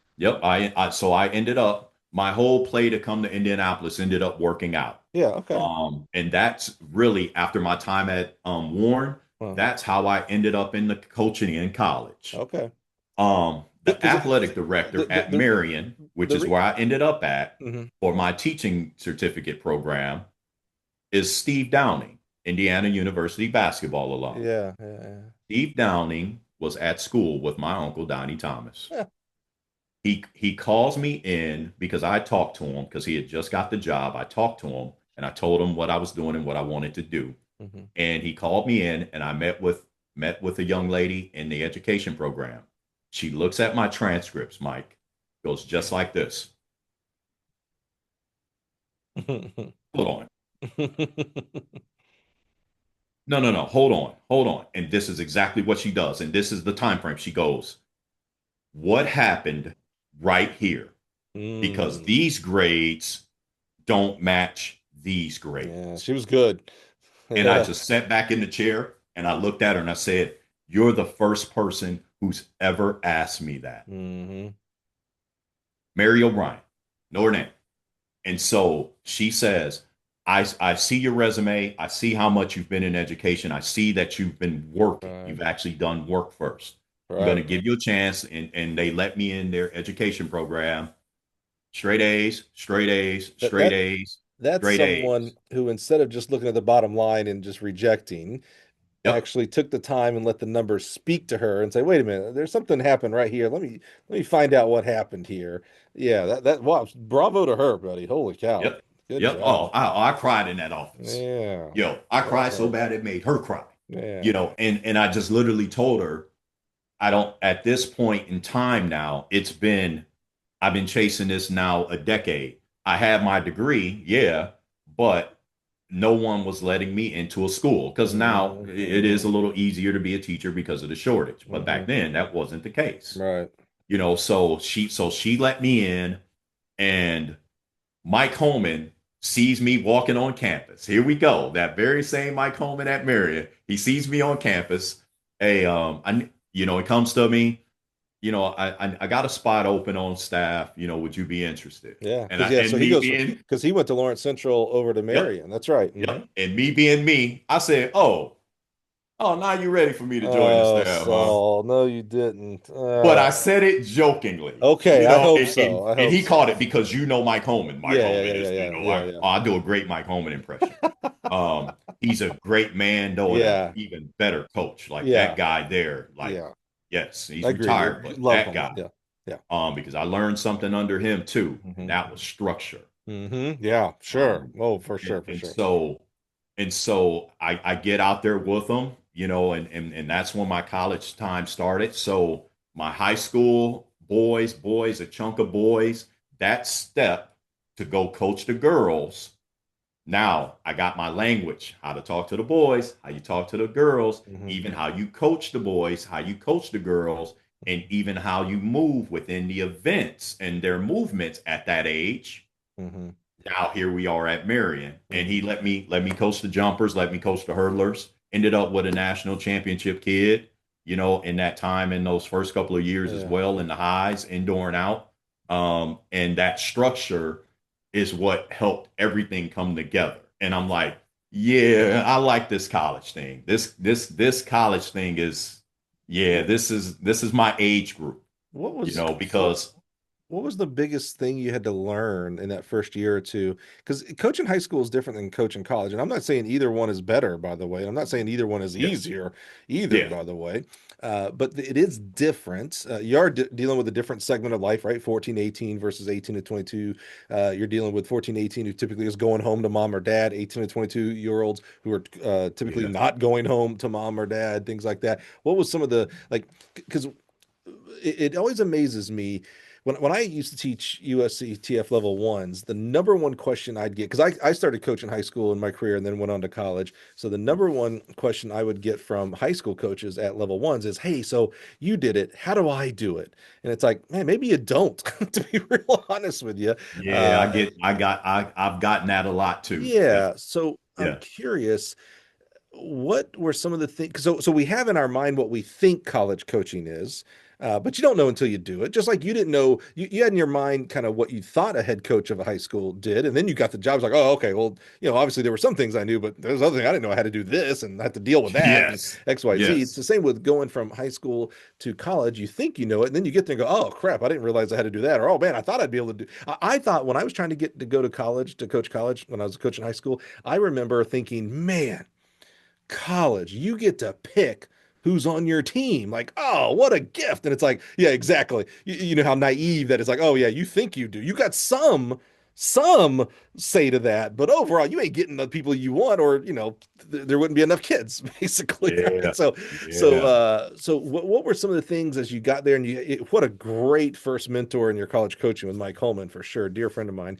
What were some of the things that you're like, oh man, I thought I was going to be able to do X and really I can't, or oh man, didn't realize I was going to be able to do this. That's cool. What were some of the surprises That initially? that's that is a great question.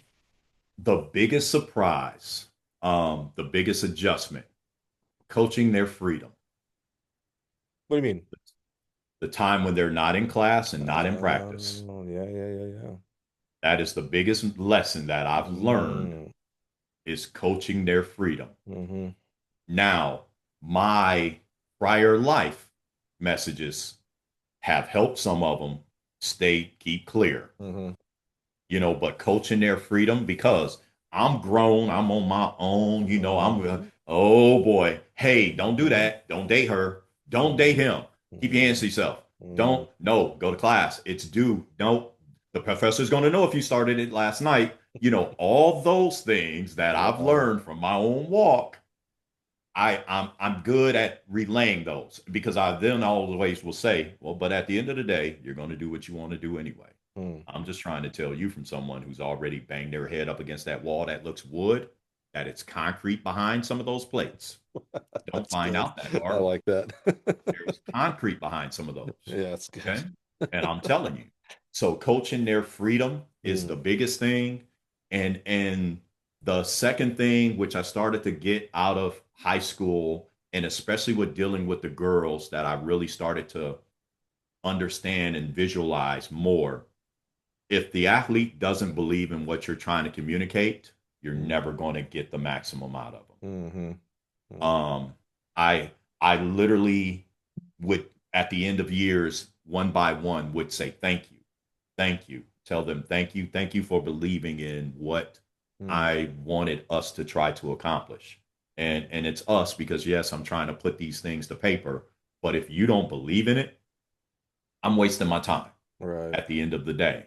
Right. So visualizing that cohesion that is absolutely needed for success Mhm. and coaching that freedom, those are, I would say, those are the two biggest things that I learned in college, because that freedom, especially when they 20 and 364 days old, yeah, Yeah, that right, stuff, right. Yeah, good point. that stuff.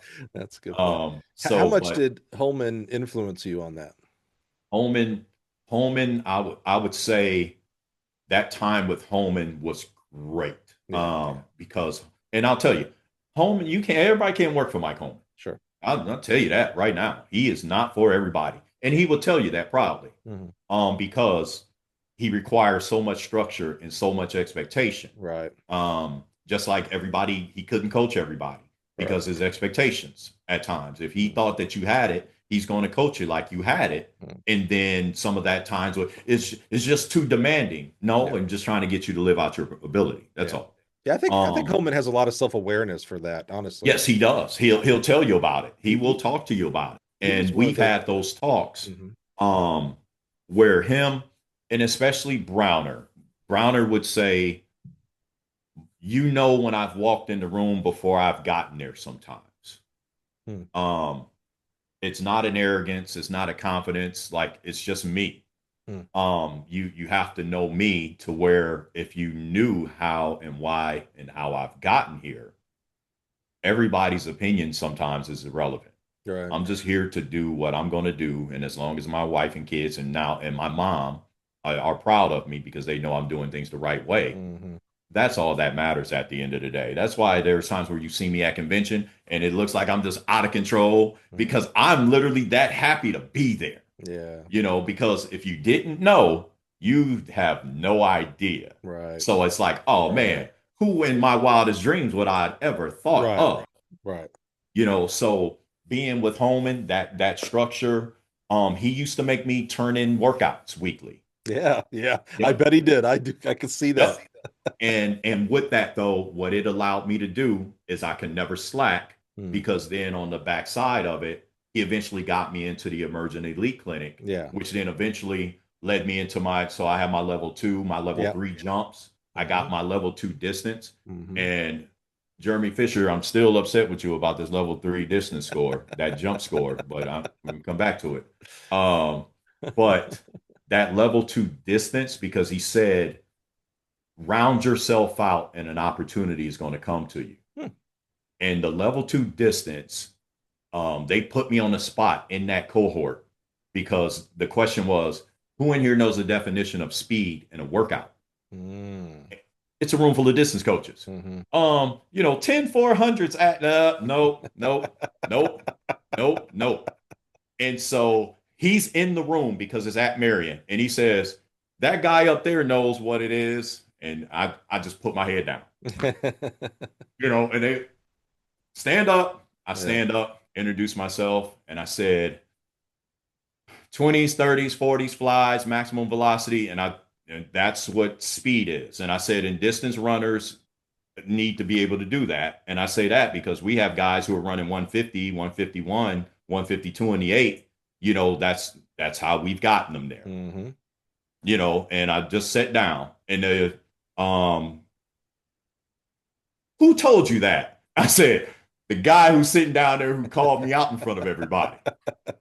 So here we are. Yeah. So that level 2 distance helped me tie together the jumps, Yeah. the That's sprints, interesting. everything else, which it's just crazy of how it tied together because after those, I think 4 years with Holman, that's when I get a call, come take over Anderson's program. Oh yeah. And Hmm. and I literally accepted the job, had Simone, my daughter, and 2 days later, as they're still in the hospital, I went up for our first cross country meet, Holy cow, just like that. dude. And hey, the new coach, he's here. Hold on, didn't he just have a kid? Yeah. Hey, I'm in charge of the distance too. Till I Yeah. find a distance coach, here we are. Right. So it's just funny how that ties together from Cabot Holmes to Kenny By, from Ken Browner to James Taylor to Mike Holman. Right. Like those are Hall of Fame people Hmm. that I've been under. Indiana Hall of Fame, but still Yeah, Getting into anybody's Hall of Fame is hard to do, 100%. That's exactly you right. know, and I've just taken lessons from all of them to Hmm. try to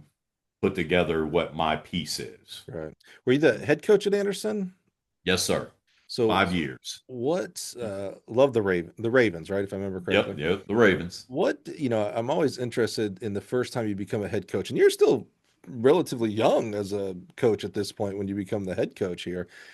What was something that when you okay, you interviewed, you got the job, okay, I'm going to be the head coach, that's great. And again, it's almost a little bit like one of those things where it's like, I think I know what the job is, I got a pretty good idea, but then you get there and it's like, holy crap, didn't realize I had to do X, or wow, realize I get to do Y over here. What was something that, as you were preparing, you're a preparer, so I could see yourself as you're working up to when you're, call it your first day at Anderson, you're thinking about the things that you have to do and maybe asking Mike some questions. Hey Mike, how did you deal with the budget or whatever, blah blah blah blah, these kind of things.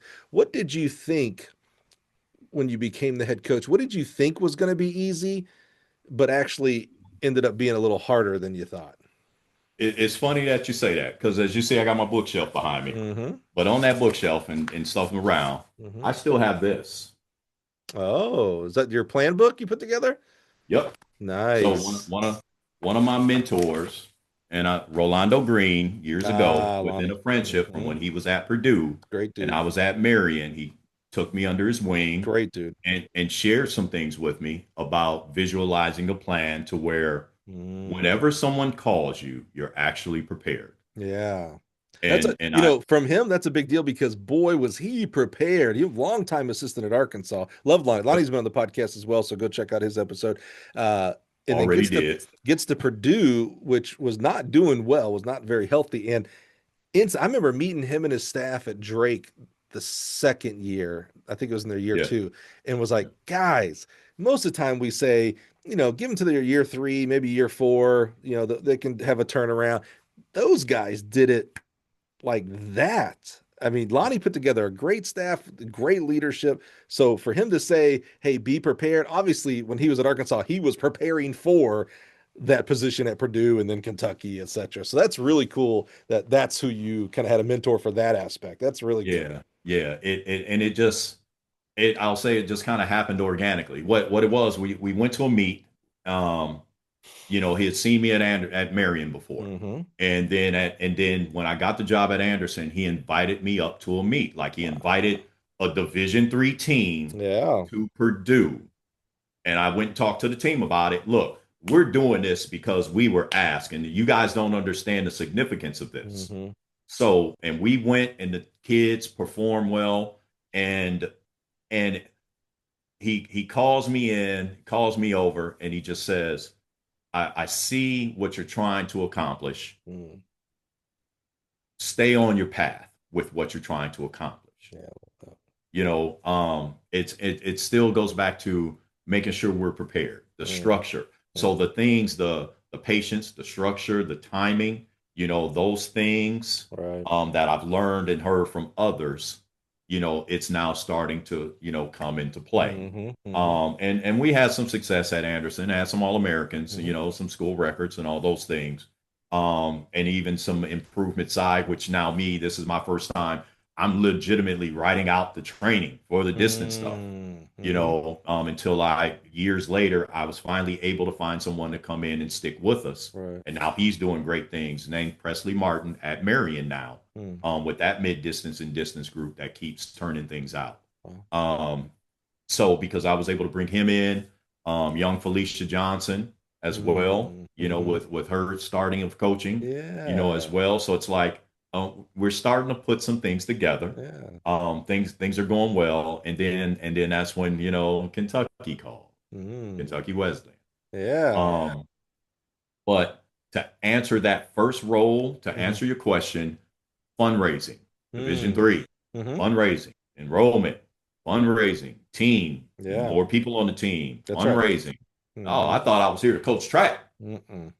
Oh, okay. Yeah, I know I'm supposed to recruit because, Mm-hmm. we did it at Marion, but coming from NAIA and their Right. scholarships back to D3 where there isn't any, it's a different level of a workload, Yep. so, and that's the thing.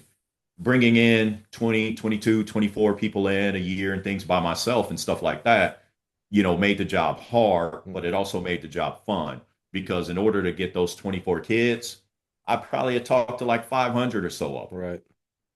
and that would be year after year after year after year, and to where the benefit of it all is now the coaches from the region know who I am. Right. So out of the respect because of the positive results, hey, Coach Stevens called for you, just hear him out. Just Yeah. hear him out because if he thinks that you might be able to, just hear him out because we've Yeah. seen what some of the positive results have been. I think I love how you answered that because I think some of us that are good coaches. This is not a knock on coaches, but when we're successful, some of us think no matter what the level is, whether it's high school, big high school, small high school, NAIA, Division 3, junior college, D2, D1, doesn't matter. If you put me in there, I'm going to be successful. And it's like that's not necessarily true, not because of That your is not skill, necessary. not necessarily because of you, but because each heck, just inside of Division 1, let's just use, the quote unquote most popular inside of Division 1, it radically different what it looks like in Oregon, Arkansas, Texas A&M, etc. Looks differently at my alma mater, Troy University, South Alabama. Mhm. You are not necessarily going to be able to use your strengths at every institution, and every institution has its issues, by the way. Even Oregon, Arkansas, A&M, etc., they've got their own hurdles to overcome, if you will. But so I love that, D3, you're like, oh man, I thought my title was head track and field coach, but in reality maybe it was I'm part of the admissions process here. Almost, I know in Yep. some places, I don't know Yep. necessarily at Anderson, but I know some places the coaching track and field is really in the other duties as assigned. That may be your title, but that's your other duties as assigned. Right. The reality is I need 100 people on the track team, guys Right. and girls, which means 20 to 25 every single year. So I love how you answered that because you're right. Now, it doesn't mean Saul can't do that, right? It's just like, oh, wait a minute, I wasn't necessarily prepared that was going to be this much of my 100% of attention. I thought coaching was going to be a big part. It's like, oh, well, the reality is Yeah. you need 20 to 40 kids Yeah. every year. Yep. Yeah, I like that. That's what I learned. That's That that's part is that's hard. great insight. That's great Yep. insight. Let me ask the other side of that question then, because you are very intelligent young man. You are well prepared. You have the thing that Lonnie taught you. I love that. What was something that you thought was going to be hard? Because again, you have some self-awareness. It's really that might actually be the theme of your story is your increase in self-awareness as you've gone along. I kind of look back now. I'm like, oh, you had a little bit of lack of some self-awareness back in the day, and you're continually through mentors and obviously life experiences. Your self-awareness is gaining, so you have some self-awareness of like, oh, I have some weaknesses too. I'm not just all big macho and blah blah. I can do anything. It's like, oh, actually, I can't do everything. There are some things I'm not that great at. So there had to be something that you thought was going to maybe be a little challenging. Again, Oh. there's so many aspects to being a head coach: equipment, recruiting, budgeting, hiring, and evaluation of staff. I mean, Mhm. practice structure. There's so much. There's 1,000 academics. There's a million things they have to do. Yes. What was something that you thought was going to be challenging? Like, oh, I might struggle. I'm going to have to make sure I reach out to a mentor or really work with my oversight or my AD to help me out with X, Y, and Z. And then you got there and you're like, oh, wait a minute. This actually isn't all that hard. I'm actually maybe a little gifted in this area. Anything like that you can think of? Yeah, I coached a young lady who ended up winning the 10K at the outdoor meet one year in Anderson. Hmm. And that was absolutely mind blowing to people because they said, hold on, his boy won the 100, Yeah. his What girl is won the this guy doing? 10K. Right. Yeah. What is this? We Yeah. thought he was a junk guy. Yeah. He was supposed to be a junk guy. And then I would just say, no, math and science is universal because that's Right. what track and field is, Boy, that math sounds and like Holman science. right there. Yep. If you let me sit down long enough, I'm going to figure this out. Yeah. Because yes, you still need the Willies and the Wilhelminas Yeah. and the Yeah. Joes Yeah. and the Josephinas. Yeah. Yeah. Those do make the difference. But Yeah. that was the thing. Coaching the distance side, Yeah. especially dealing with cross, moving Hmm. all the way up to the men's side, Hmm. with that 5 miles basically, Right. Right. like that is what I thought would be the hardest. And it turned Yeah. out that it was. Got some skill set But there.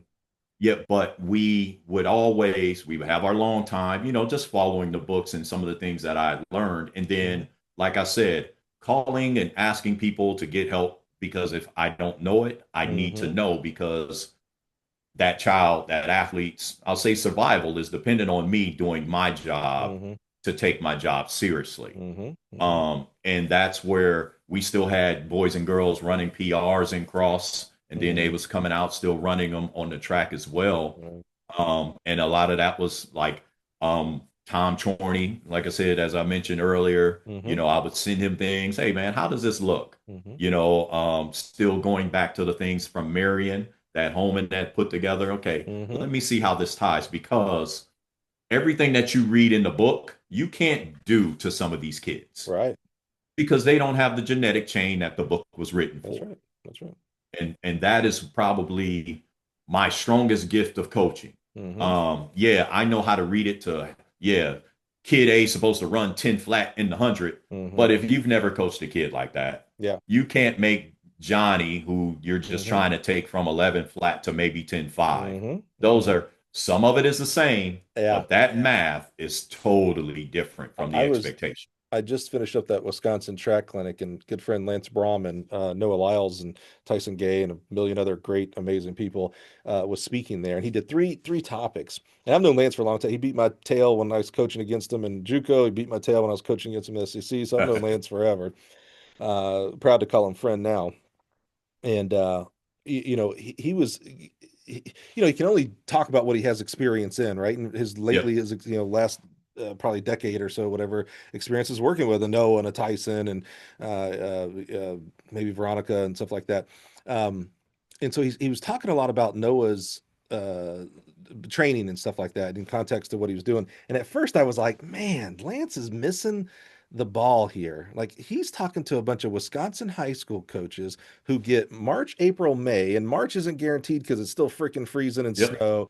Yep. They've got 3 months, and I was just like, man, like, I'm not sure. I guess I'm very in tune with coaches helping coaches. So I want to help people when they do their topics at clinics and what topics to pick and how you teach it and all that kind of stuff. And I'm like, I think he's missing the boat. I was wrong, because what he was doing, and he made it very clear, very clear. If you were paying attention, he made it very clear, because he was talking about like week 1 and here's week 22, and I'm like, brother, they don't get 22 weeks. They don't get to it. But he kept saying, he goes, hey, here's what I do, and he goes, and by the way, I know you're not coaching. Like, he was doing a lot of like 10-meter segments, like 0.82s and A3s, and he goes, I know this is a different workhorse. You're not doing that. However, if you look at the basics that we are doing and apply that, like, he actually was doing probably one of the better jobs that I've seen. Instead of just saying, hey, here are the workouts, go do them, which air Yeah. quotes here, everybody wants. You actually don't want that or need that, but that's what they think they want. He was actually talking about principles of how to coach sprinters. Mm-hmm. And so he did a much better job in that respect. Uh, I say all that to say, some of the best coaches and guests that we've had here, Brooks Johnson, Cliff Rovelto, probably others I'm thinking of, have all talked about that you are not a sprints coach. If you're doing it right, you're not a sprints coach, you're not a jumps coach, you're not a distance coach, you're a track and field coach. That all the events are essentially the Yes. same. Our goal is to Yes. move the center of mass from one place to the other. Some of them we're doing at the end of a runway and we have to jump. Others we're Yep. doing inside of a circle, so maybe we're going rotational, or we're running 10,000 meters, or running 100 meters. We're moving the center of mass. And so I love your example of, man, I had the 100-meter guy and the 10K gal. I mean, that's a pretty, I don't know, you get much farther on the spectrum of That's difference as far as you than can that. get Yeah, I think so, outdoors. right? Yep. And yet you're like, oh yeah, no, I know principles. I've done, again, Holman with the coaching education, pushing you on those kind of things. Like seems very important in development of a coach, not Yeah. a sprints coach or a jumps coach, etc. Because if you're around it long enough, and that's where I got it from. Brooks, rest his soul, great man, good man. He came and spoke at the University of Indianapolis some Ah, years ago, yeah. and he asked, what did I coach? And I Mm-hmm. said, well, I'm coaching, the hurdlers and the jumpers with Holman right now. And he says, okay, so what are you going to coach after that? And my response was, well, whatever he asked me, because Mm-hmm. my job is to assist. Mm-hmm. And he's like, oh, that's a good answer. Mm-hmm. Mm-hmm. And then he just goes in for about 20 minutes. And I'm just the whole time. Yeah, you Okay. are. See, you are smart, Saul. Okay. Okay. Check. Because then he tells a great story.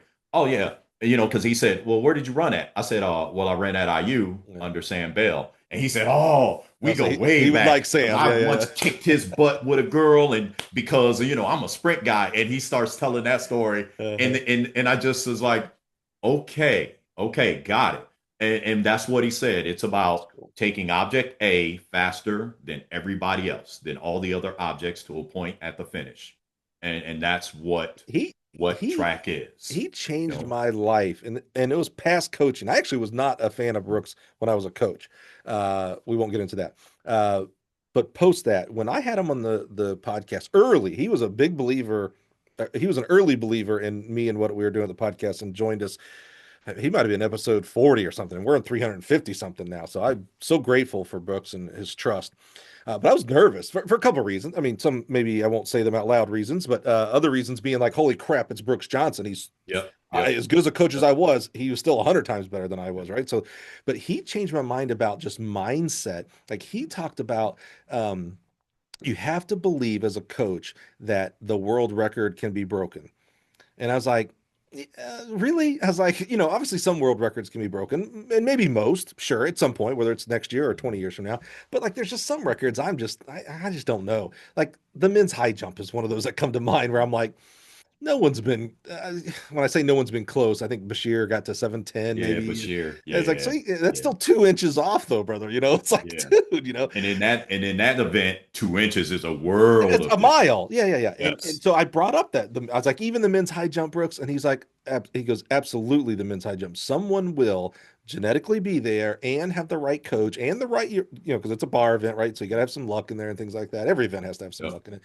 But it really made he goes, but if you don't believe it can be beaten, then what the hell are you doing? And he probably didn't say held, as you might imagine. No, I he know didn't. Brooks. Yeah, yeah. You clean And, that up very well. and thank you. And I was like, holy crap, he's right. He's like, I mean, I'm like, wait, if I don't believe in it, then what am I doing? I mean, it really changed my mindset about not only just coaching, but even when I talk to our sales team here, when I talk to my own kids, it's like, yeah, if you don't have that belief, doesn't mean if you believe it, it's going to happen, but it certainly decreases the odds of it's going to happen if I don't believe it. Correct. So Correct. he was amazing. I would recommend anybody listening, if you haven't listened to Brooks Johnson episode, it was his history. We do the same thing that we're doing here with Saul that we did with Brooks. How he got into how he got into track and field, how he got into coaching. His history. He coached Al Gore in high school. Who no one else has been able to say that. Yeah. Yeah. That's hilarious. But what the time he went through in America and what he has been able to do in Stanford and Florida and many other places, um, it was nothing short of amazing, his career and life. And I'm so like when I look back, and when he passed, I was like, man, thank you God that I got the opportunity to sit down with him for an hour and a half and learn his journey, because boy, it was Yeah. worth it and it shaped me. Anyway, Yeah. okay, sorry, that's my diversion. So I love that you got a chance Oh, to yeah. interface with him. Okay, you're there at Anderson, and you already alluded. So let's just, rip off the band-aid and let's start talking Kentucky Wesleyan calls. Yep. First of all, Kentucky this is Wesleyan one of your College. first times, like you're in Indiana, I'm gonna say born and bred, Yep. you're an Indiana Yep. guy. You go to Kentucky. What were you thinking of going to Kentucky for? So, they're Division two. They're in the GMAC, which is a power conference in Division two, Mhm. especially for football. Football and track Yep, it's a monster meet. If you yep, go look those results, yep, Trevor Bassett came out of there hmm, as a name that people know now. yep, yep, And so it was it was an opportunity coming down from D3 to D2. hmm, Now I'm getting my hands on some scholarship work. hmm, I knew it would still be the recruiting, the enrollment, and all hmm, those things. hmm, Because I just know it's a lower level, and I know hmm. that's what the Smaller, expectation is. smaller school. Yep. Yep. Hmm, hmm, But no facilities. A little 20-yard turf side piece of a gym. hmm. Which I said that's enough. I'm from Michigan City. I can make this work. I didn't Right, have right, anything right. there, That's a and we was lot. at Yeah. the state meet. So anything with a roof, I'm going to make this work. Yeah. Here we go. And so I knew I wanted to continue to work my way, I'll say, up levels, Okay. and more so to a place to where the wife would be secure. Hmm. It's 3 hours from Indianapolis, Yeah, that's right. but also it still has to be a fit and an opportunity. Hmm. So, and she was there when I got the call and decided to accept it. Hmm. We decided to go down to Kentucky Wesleyan College, Hmm. and that was in 2021. The Uh, Mustangs, not the Racers. um, no, the Panthers. Panthers. Okay. All right. All Yep, right. yep. Okay. And so with that, let's rip this Band-Aid off. I took my plan from my edits from what I learned at Anderson Hmm. to apply it to what this was. Mhm. Beat the streets, meet the coaches in the state, beat the streets, meet the coaches in the state. I Mhm. still know people in the region because I've been at Anderson now, Yeah, that's right. but I'm going to these meets, I'm here, I'm there. And as they say, do the legwork. Mhm. Legwork was done. When I got there, I had 21. At the end of those 2 years, we were up to 45 coming into that Wow. third year. Yeah. We was on pace. I'd already had, when they made the decision to cut the program, I had already had 55 kids on campus. Yeah. Wow. And Yeah. we had already had some verbals and some deposits. Mhm. I had a senior day that day for homecoming where I'll say our top 30 was invited. And at the end of that, I had some deposits. Right. So I was literally inherited 21, Mhm. had 45. I was probably going to be up to 70 Right. by the end of year 3. And that's when they decided to cut the program unexpectedly. No, Now, no heads up. No, called even me in. no, even like, because you have hindsight. No, even inkling. Like, oh, you know what? He did say No, this at one of our all staff meetings, and now I'm like, wait a minute, nothing, nothing, nothing. nothing, absolutely nothing. Me, the athletic director, and the head of HR were sitting in a room, and he just said it so nonchalantly. And I literally said, "Hold on, what did you say?" Because you're like, And no way, you just said that. and I looked at the head of HR, and she just puts her head down. She's a great lady. She just puts her head down, and I just kind of, took a deep breath and said, "So I'm getting fired and our program killed because I'm doing too good of a job?" Bingo. This is when I come to find out not every school wants to win. You said there's levels within Sure. track and field. There's levels between D1s, D2s. There are 100%. levels within all of it. Mhm. I literally, within my blueprint of my plan, was accomplishing everything that I said that I was going to do in order to make the job successful. Mm. How are you killing a program whose team, my girls led the nation in GPA the year before? That's not by accident. You don't just end up with a whole bunch of smart girls, even though they all still ran PRs and Right. everything is going. Right. Okay. So I literally did say in that meeting, wow, you guys lied to me. Because if you knew that this is where it's trending, because now that I know what this other side is, no one makes a decision on a Thursday to kill a program in college. Those conversations have already been had. For sure.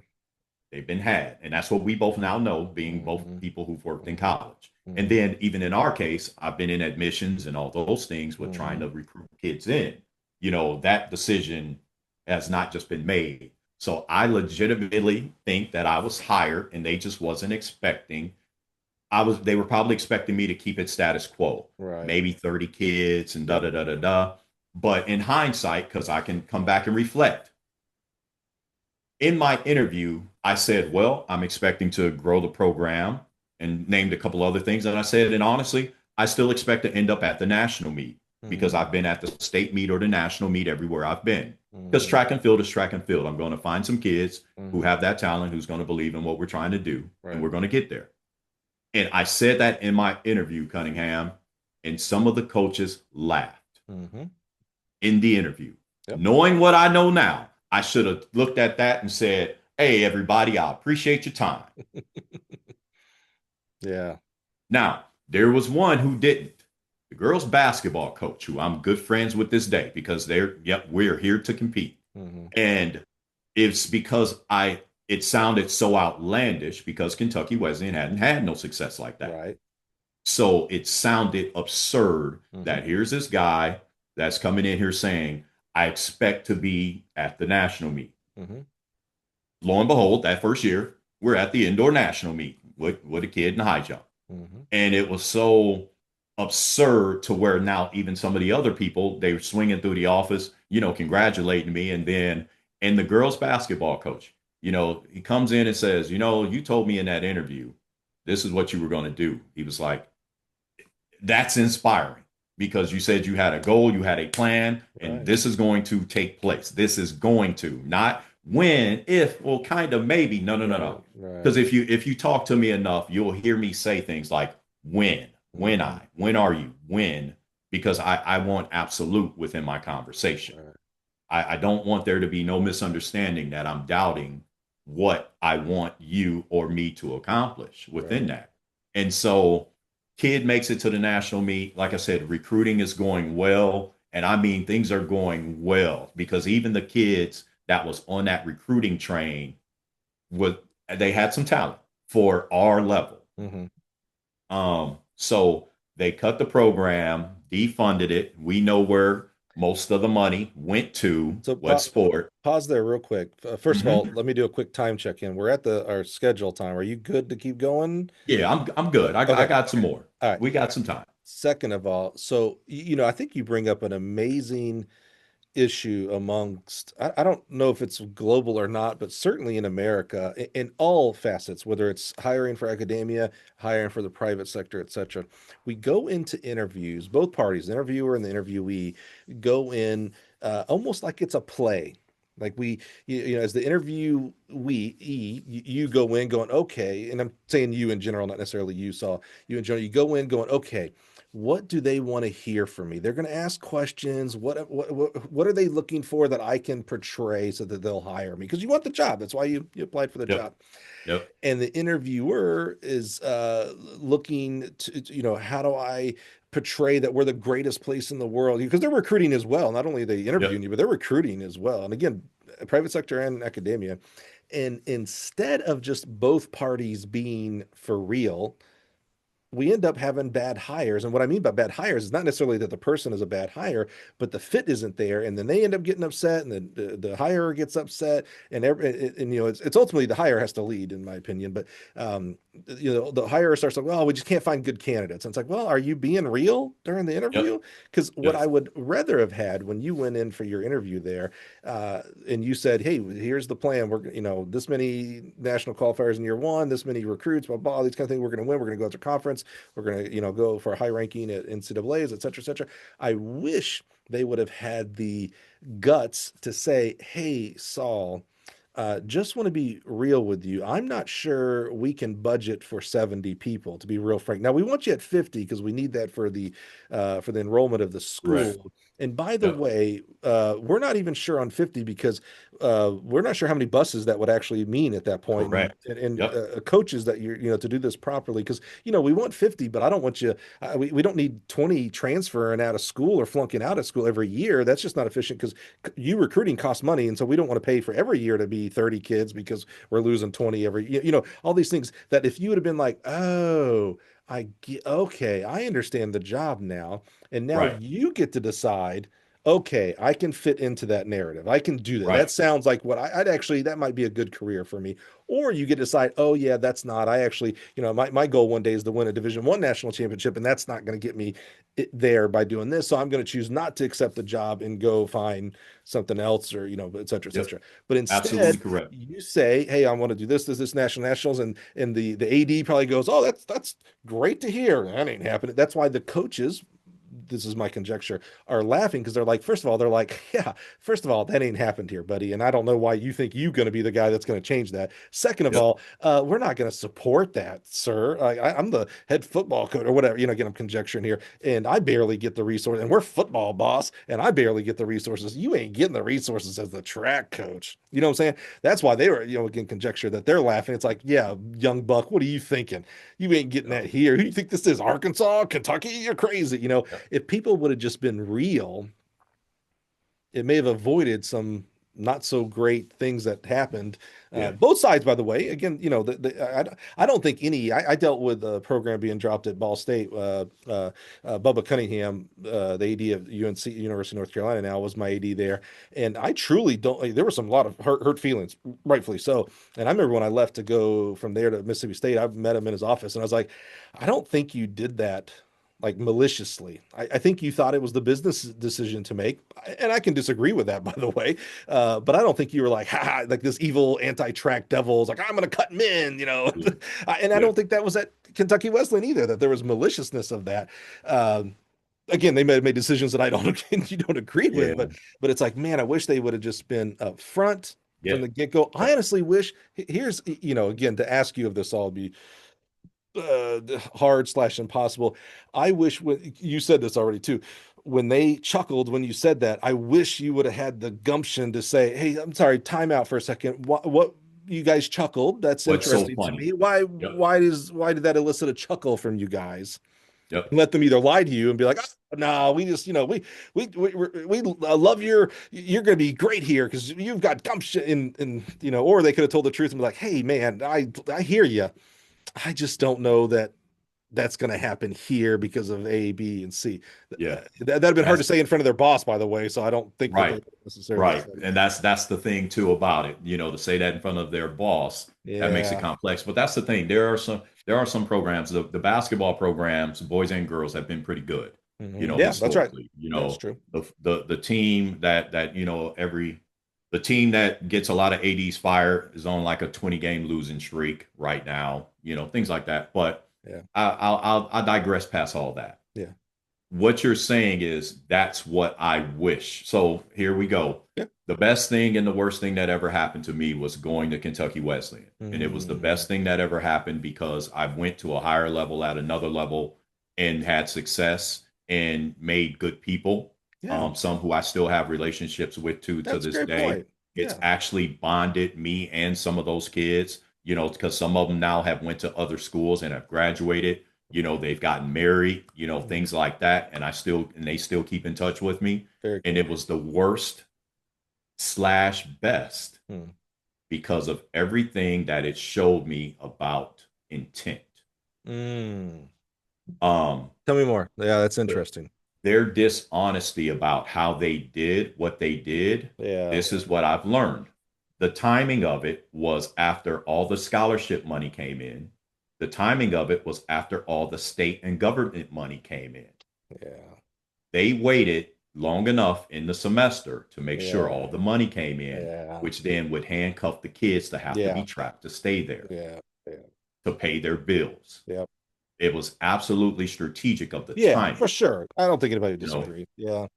And we're in the middle, we're doing track training. Like I said, it's literally it's the weekend before conference of the cross country meet, and we're training for track as well. Right. And things are going great. Like I got a 4x4 I brought in for young Mhm. girls, Cunningham, and we're Mhm. about to go 340 Mhm. something. Yeah, Mhm. I got them. Here we Mhm. go. Mhm. And the numbers were trending that way. Mhm. And so all those things, their timing, their intent, because now that I know, you don't just wake up on a Thursday and say, I'm Right. cutting the program. No. No.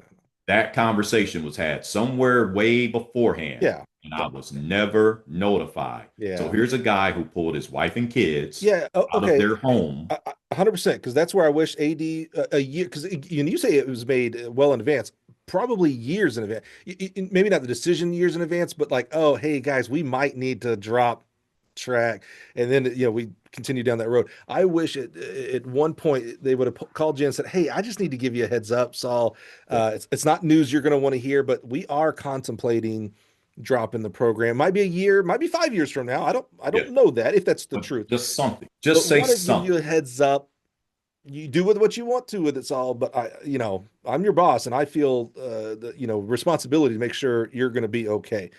What a difference your experience from that institution is at that point. And now when it actually Mhm. happens, you're like, yeah, can't say I didn't see it happen. They did give me the warning. I Yep. didn't know it was going to be that quick or whatever. But again, Yep. we just can't be real with each other. We have to play the facade. I have to make sure I do it after the date so the government money comes in and blah, blah, blah. Which I get that side of it too, by the way. If I'm in their shoes, I'm like, yeah, I can't lose the federal money. It's probably an institution that's not exactly flush with cash. So I get where they're coming from, but man, I just feel like life could be better. I feel like that administrator's life could have been better if we'd be real from each other, even with bad news. And that's the whole thing about it. You're talking to a guy who actually turned a profit every year as a head coach. I think You most know, of us do, to be honest with you, in and track and like field. I've never been over budget. And that's Mm-hmm. even with buying uniforms and things like that, just Mm-hmm. because I'm good with money. You know, when Mm-hmm. you've been poor, you get good at money. If you Mm-hmm. when you Mm-hmm. get your Hopefully you hands on do. something. Yeah, yeah, yeah, Hopefully, knock on wood. yeah, Luckily for me, yeah, you know, I'm good with the counting. yeah, And so yeah, with all those things, and that's the more disappointing part about it. yeah, You hired me because you told me you wanted me to do X. And yeah, then now here I am actually doing it yeah, faster than you guys. I know faster than you expected, but you also have a copy of my plan. yeah, And my plan said 20 kids to 80 yeah, kids in 4 years. yeah, That's the plan. yeah, Because I need to have enough in each event group to make each event group competitive. yep, Because whatever coaches that I'm going to have on staff, I want them to have success. right, Because I don't want them just to be here. Because in the GMAC, you have to have something of everything in every event group if right, you're going to be competitive for a team title. yeah, You know, yeah, yeah, yeah, right, and right, right. because also I want to raise our clientele because of in order to attract more, we can't keep going to, you know, this meet that they don't turn all the lights on in the field house on one day on Sunday. Okay, here we go. Like I took the group. Now here we go. Lonnie invited us over to Kentucky Mm-hmm. for a 2 day meet, and we went down there, and our group set over 50 PRs, boys and girls, competed fantastically, and the excitement was there because now the other kids in the state who I'm trying to recruit, hey, we see where he took them. I may not Yeah, be able to good enough to run there, but he's going to get me to compete against them. 100%. Boom, there we go. And that was, and there we went. And Yeah, so the recruits from Ohio, Illinois, Kentucky, Tennessee, they are seeing, oh, he's going to take us somewhere. We're going to go and tangle because our GMAC meet is that hard. You right, know, if right. anybody knows anything about it's called the Great Midwest, people. I just keep Mm-hmm. saying GMAC. Go look up some of those meet results from the conference, and you're going to be like, wow, that's D2. Right, You know, because right. running is running, throwing is throwing at Yeah, the end of the day. okay. And so I just accelerated it by doing too well of a job. Mm-hmm. And literally, they just called me in and told me to drive home safely. How do And that was you, that. Literally, you know, we finished up the year. We finished up cross country. I cleaned out my office. And then I sat in Owensboro from November until we came back to Indianapolis in July because, you know, my wife's in education. She right, teaches, right, you know, and we have to keep her and the right, stability around the kids. right. And it just, I'll say again, here we are, dark, traumatizing, you know, something that you've worked so hard for, literally, you know, stolen from you. Right. And It's then it would be different if I, you know, I'll say committed the crime, you yeah, know, right, but right, right. you Well, that, know, 90% high graduation rate, you yeah, know, the APR, all those things, you yeah, know, that's what I was going to being ask you under is budget, that's successful, you know, growing the program.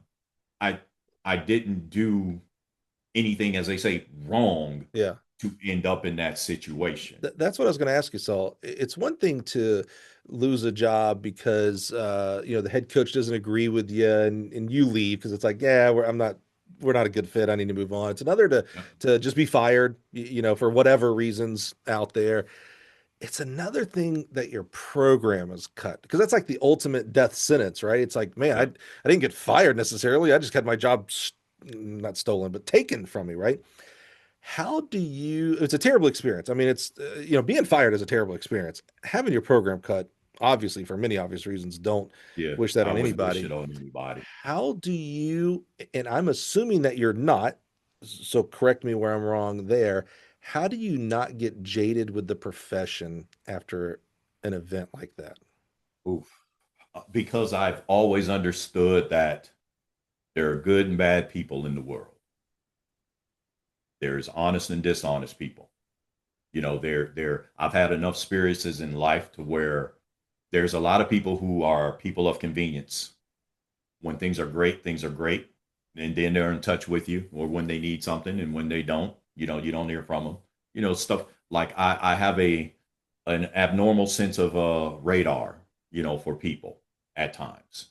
Um, it it it it allowed me to sit at home and cry a lot. turn on the PS5, pray a lot. It let me come back to picking up the kids, taking the kids to school a lot. Even though I always did that, and I used to take them to practice because Owensboro's not that big. Anderson, it's not that big. So they've always, my kids have grown up around the team like that.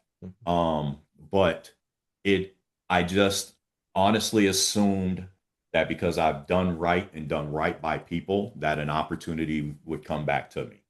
And that's what's been the frustrating part about it. Now, I have had phone calls. I've talked with ADs. I've talked with a couple of presidents. I had one president call me after I spoke with his AD because of what the AD told him. I said, here's my first question. What are your goals? Don't tell me what I want to hear. Right. What are you guys honestly trying to do at your program? Yep. And I said, and I mean that because you have to understand where I'm coming from and what my last experience was. Right. I don't need anybody else to tell me anything that it's not, only to treat me something different. Yeah, amen. And I was like, and that's just, we don't need to go through any of it. And I talked to one specific AD, and it was a good conversation. And I guess he went and told the president what I said, because what they were trying to do at said school, I said, that's the reason how I'm in this situation. What you guys are going to try to push a person for, because we see those colleges that every 3 years there's a new head coach there. And I basically explained what they were setting up was going to put themselves in that position. And that's not what I want to be. I don't want to be a revolving door guy. I want to get somewhere, find my people, stick put, and we're good. Make it build wherever with the people that we're with. Right. And so I just keep positivity now, as I mentioned to you earlier when we were talking. The best part is that in this college time, I was still teaching classes because I'm a licensed PE health teacher by trade, PK to 12. Yeah. So even at Anderson, I was still teaching classes. I'm still teaching. So I basically, when I didn't get any of the college things of that last year, we decided to come back here to Indianapolis, and I literally got a call from Ben Davis High School, and they had a PE opening, and and that's where I'll say I landed on my feet. We moved back at the end of July, and I went back to Marion on a whim when we moved back, and that was the deadline day for principal licensing programs, and I turned everything in within that hour. Paid here. This is what. Because I just said, if I'm going to have to come back this way, I want to be able to create my avenue for what I want. Right. So we moved back, and a week later I was in class, so I spent the whole year last year at Ben Davis, and I got my principal's license as well, because in Indiana, they want the assistant principals, but also the athletic directors, to have this admin license. Right. So I came back. And that's the thing. I'm sitting there and I'm working. Mike Davison, Hall of Famer, here in Indiana, great sprint guy. Great guy. He's a good guy, good husband as well. Miss Davidson, she's part of the family. He's on me about coming out to help. I need you out here. I know what you can do with them hurdles. I need you. And I'm just saying to him, I'm still absolutely traumatized, Coach. Like never in my wildest dreams of what I thought that I would be back in a regular high school, because I wanted to coach, work my way up, end up in administration. And because of my academic, I'll say prowess and what I can see and how I can try to plan things, I wanted to get into student retention. Because I know what it's like to not be pushed. I know what it's like to not go to class. I know what it's like to struggle through life. I know what it's like to be at college and not really know why you're there. Right. I know how to communicate those things. So I'm okay. So I'm going to coach and I'm going to get into student retention. Right. And then here I am at Ben Davis, and they treated me great, by the way. And the AD came and talked to me one day, and I just told her how I still felt. And she says, well, I'll tell everybody to give you your space for you to continue to heal, because I needed healing. Yeah. I'm just imagine working your way up and then being successful, and then just right when you're about to turn the corner of all these things, you get called into the office and get told to drive home safely. It's absolutely with just no regard of I still got 2 kids I need to feed. Right. Like it was something. Yeah. But the best part is, and that's why I said the best and the worst, is because now I know exactly what questions I need to ask and how I'm Yeah. going to talk to everybody else Yeah. I moving wish you forward. could have learned that in a different way. You know, because what I've come to find out, Mike, I'm my security, your insecurities is not my fault, and your insecurities are not going to ruin my security. Mhm. I've already, as they say, I've already danced with the devil twice. Mhm. And I'm still here with a smile. So I'm just putting these pieces together to Yeah. put these pieces together. Well, Because my it, puzzle is still forming. it strikes me again, this growth and maturity, and you saw, when that happened at Kentucky Wesleyan, I didn't hear you say, if I'd have done this differently, maybe we could have saved the program. If I wouldn't have done that, or if I'd have been done, whatever, all these things, which is the opposite of what happened during college when, the Mike Tyson body blows, when Yep. Yep. people close in your life pass away, you're like, oh man, if I wouldn't have gone to IU, if I'd have become a Marine or what, and all these, ludicrous things. Like obviously they had no effect on what the bad things happened. It wasn't your fault. So to now have the maturity of like, okay, not to beat yourself up, not that we want to blame others, but there's a Yeah. balance in there of like, well, it's all their fault, it's all their fault. But not there's a mental health side of just not beating yourself up when it's not your fault. If it had been your fault, if you'd have been like, yeah, you know what, I was Yep. over budget and I Yep. only brought in Yep. 5 kids a year. Oh, maybe if I'd have Yep. done that differently, we could have had a program. So that's Yep. when you can learn lessons there. So what I'm curious at as we start to wrap up here, so and I'm not a chicken little guy, and what I mean by that is I push back when I see things on social media and have conversations with coaches about, oh, we're dropping track and field left and right and blah, blah, blah. And I'm like, we're not, guys. I mean, certainly programs are still dropping, not Yeah. just not disputing that. But we are having schools add track and field too. It's funny, we don't in proportion have the same energy when a school adds a program as we do when a school drops a When it program. drops it. Maybe that's human Right. nature, I guess, but we will, you want to light up Twitter, drop a program. Everybody and their brother will talk about how terrible it is, what a bad decision. All correct, by the Yeah. way. But when someone adds a program, no one says, hey, great job to so and so for adding, we just not in the same fervor. And we should be, by the way, we should be lifting up as much as we are expressing our disappointment. So I'm not that way, but I am curious because unfortunately you have this experience. I wish you did not have this experience.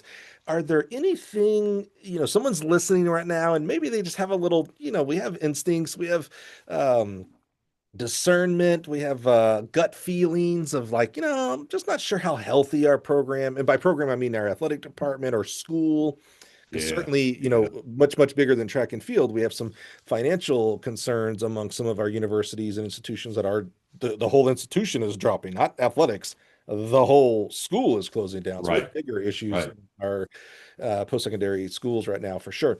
But is there anything, any advice, any, hey, look out for, hey, if you hear this kind of language, anything, that maybe we can use your, again, unfortunate experience with this, that you can give to other coaches who are listening, who are just, maybe think they're not being told necessarily the truth. Anything you can think of like, hey, look out for this, ask these Yeah. questions, anything like that. You Yeah. can kind of put you on the spot I here. Especially in college, I would always tell when you start to, I'll say trigger words, when you start hearing enrollment so much, because enrollment, that's the butts in the seats that help pay the bills to keep the school Hmm. open. Hmm. Also, if you start to hear talk about other programs, successes or lack thereof, because sometimes they may be tied into you as well. Mm. Because then they will then either, that's their wink of letting you know, hey, we are watching, but also we may be coming to you saying, now I need you to get 10 more. And then if you're Mm. struggling to get, that 20 in the first place, where am I going to be able to get 10 more At from? 10, right. Mm-hmm. Yeah, and then do we even have the staffing for all these things? Right. And that's the whole thing too. I was told I was going to get staffing created for me. Nope, didn't happen. Mm, Like I said, so now like all the signs, now that I was able to weather it, because I right. went back and took notes from the very first time they called me. Mm-hmm. And I went back through the conversations and I've rewritten over them, Mm-hmm. and that's kind of how I'm a middle school athletic director right now, because I haven't, my people haven't called me yet. There's been opportunities and jobs opening that I was hoping that I would get a call for, because I would say I'm reasonably qualified, Mm-hmm. more so because I'm a good, honest person. I'm going to work real hard. Yeah. But I just haven't gotten that call to where I would be able to trust, because it's not just me, it's my kids, it's my family, Right. it's my wife, it's the peace at home, it's all those things, For sure. that are a part of it. So, for those who are at home listening and are looking, even to look to move up to this, because different levels have different expectations, and there's levels to all of it. Mm-hmm. You have to find where your lane is and then just try to run your lane the fastest, Mm-hmm. if I can give it that analogy. Yeah. And that's how, within all the things that happened, life has still been a blessing. Mm. I knew to, keep my teacher's license active, because of that way I would always have a fallback, Right. just because I know, even before I got into college, how hostile that it may be. I don't know, because also, hey, I may not be good at this, Hmm. and then I have to go back. But what I know I'm good at working at a high school and coaching at that. I know how to do that, because that's what my evaluations say prior to. Luckily for me, my evaluations post high school say that I'm above average on those as well too. Mm-hmm. It's just that I would say to anyone, don't look at the school, look at the people on that staff, look at the leadership, find out what people say about the people in leadership Mm. before you make a decision. Right. Because as we know, there are even some big schools, that turn over a member here or there, here or there. You may not be a fit. And your fit has to be what the fit is, because there may be an opening on the staff, but if it's throws related, yeah, I love hammer. Don't get me wrong, I love hammer and jab, but I'm not qualified to coach at that level in the Right. hammer and the jab. Like Right. I know it, but stop. Yeah. And then also, do we need, what gender, what event Mm-hmm. group? Mm-hmm. There's all those pieces at play, to where you just have to know where your fit's going to be, know where you're going to be supported, and then know where you're going to be allowed to be yourself. Yeah. I've had enough of this walk where I've had people not want me to be myself, but I can't help that. No. I can't turn down my light. I'm Right. sorry. Yeah. I can't, and I won't, because I'm not intentionally trying to hurt or shame or make you feel however you may feel. Right. Because if you've ever really met me and spent some time with me, they're like, this dude is a halfway a stand-up comedian. I just look and sound like this, Yeah. Yeah. Yeah. because that's my look. Like, Yeah. If you're not watching on YouTube, go over just to see that look right there, because yeah, it is that's true. It is very true. yeah, I just look and sound like this, but I, I'm and I, actually a pretty funny guy. Clyde Morgan will tell you that. And, oh, love Clyde. that's my guy right there. But I would just, like I said, encourage you youngsters, or even you older ones who are looking at maybe making a change, Yeah. because I'm also part of that group of, well, my pension in high school and I'm close to retirement, but I really want to coach in college. Mm-hmm. All I can say is that if you can support it, you only live once. You got to go find it out. That's a good If point. that's what you want to do, That's a you good know, point. you only live once, and you have to go find it out. Well, I think That's the biggest thing that's the biggest thing that track and field has taught me. I You think have to go find it out. something you said that was really important there, I want to highlight before we sign off today. You talked about, I got to be who I am. You're not going to dim your light for the other person, for your insecurities, etc. I'm using a little paraphrasing here, but the other reason why, Saul, is because doing so is such a disservice and discredit to all the people that have poured into you along the way. A great philosopher once said, "We are who we are because of who we've been." Now, that great philosopher is Vanilla Ice. That's actually his quote. That's a good one. But when That's you a good think one. about it, that's true. We are we stand on the giants, that we stand on the shoulders of others. This started out by the most amazing second grade teacher story I've ever heard. Hmm. Your high school coaches, your family, your three amigo coaches back in Michigan. I mean, those are all people that poured into you and Yes. have made who Saul is today. For you to change who you are, to act like how I think you want me to be, to dim myself, to act like I'm not good at being a high school athletic director, teacher, coach. Well, that just tells second grade Miss Breezy, your impact wasn't that good. It's not as important. It Yeah. tells the high school coach, you know what? I know you thought you saw something in me, but that's not important because I need to act meek over here to appease this person. That's the most biggest disservice you can do to all the people that believed in you, believe in you today, have made sacrifices for you, who went out of their way. Lawrence North coach went out of their way to say, "Hey, man, come here. What's Yeah. going on with you?" Yeah. Yep. Yep. It diminishes a Mike Holman and what he poured into you. And so, Yep. being who you are, because you talked about fit earlier, that's exactly right. You are not Saul. You are not meant to be everywhere. There are And some circles that you do not fit into, my friend. There are and that some is jobs you what don't fit I have into. found out, Mike. There are Yes. people that don't want you around. Yes. Now, Correct. that all sounds like it sucks, and it kind of does. But here's the good news. There are more places where not only do you fit in, you grow that circle. There are people that need to know who you are and have you in their lives. The challenge in life, and you've expressed this tremendously today, is finding that fit, finding those places. Like I Yep. said, the good news is there's more than there isn't.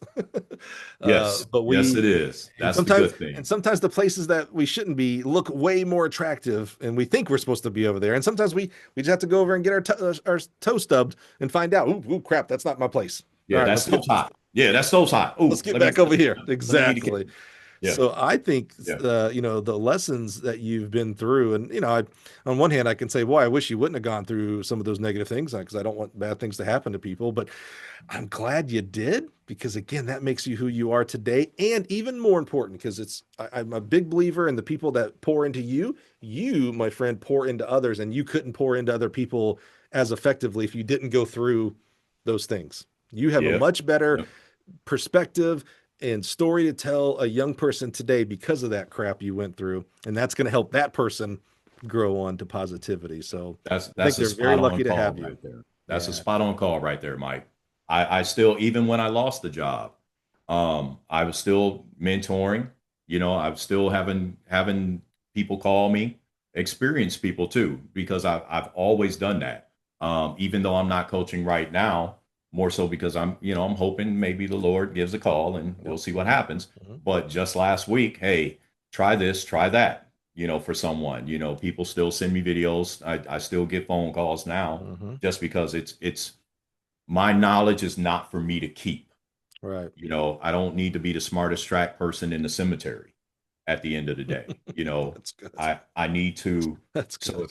if I can give it and pour it, I give it and pour it. That's good. My library is behind me, and I Mhm. tell people who do come over, hey, get what you want. Tell me what you want. Let's look at it, whatever it is. Yeah. Because I just want to make sure that I'm helping in the right way. Yeah. And that because I understand you may have some child that this may be their avenue that may save them. That's And right. I That's want right. to make sure that we are all trying to lift us up as we're all trying to climb. That's right. So, man, I told you this was the right time to be on the Yeah. show, not Yeah. 2 years or whatever ago. this was the right time. You are a more advanced person today than you were 2 years ago. And honestly, isn't that the goal of life, to be better the next day than you were the previous day? And you Yep. certainly Yep. are living that out. And obviously, we're talking a lot about some external people, meaning your athletes, former athletes, things like that. But boy, you know that there is no bigger place and prize than right there internally with your spouse and your the little ones and things like that. You're all that leads to even better leadership for them. So I'm proud of you for internalizing and externalizing the lessons you've learned and helping other young people become better versions of themselves, my friend. Yeah. Now I'm like just coaching coaches for a living, Yeah. and even some of that has been something where, I have a youngster on staff now. Look, my man, I don't think you should do that. But if you think you want to, we'll come back to it. That's right. And he went and tried it, and Yeah. he says, okay, it didn't work. Why didn't you not think it worked? I literally reached in the desk and pulled out an envelope. I wrote down the reasons why it wasn't going to work. And then I even put the year of an experience that I had of why it wasn't going to work. I just handed him the envelope. He opens it, starts reading it. He just looks at me. Yeah. Well, why didn't you tell me? Because I just need you to find it out on Yeah. your own. Right, I right, said, right. no, I'm not going to let you go do anything that's going to get you fired. Right. But I needed you to see, because sometimes you do have to learn by trial and error. Yeah. You know, That's typically the best way we learn. That's for sure. yep, yep, because that's how Sauls, I've learned a lot, my trial and friend, error. thank you so much, man. The most valuable thing you can give me is your time. You're a busy dude. Just with the family, it's busy, and you're a Yeah, professional. You're actually out there doing things, mentoring young coaches and many other aspects of your life. So I'm just so grateful for your time today. I'm so grateful, your openness and authenticity to have discussions about tough things. That is when I think the real meat of this podcast happens.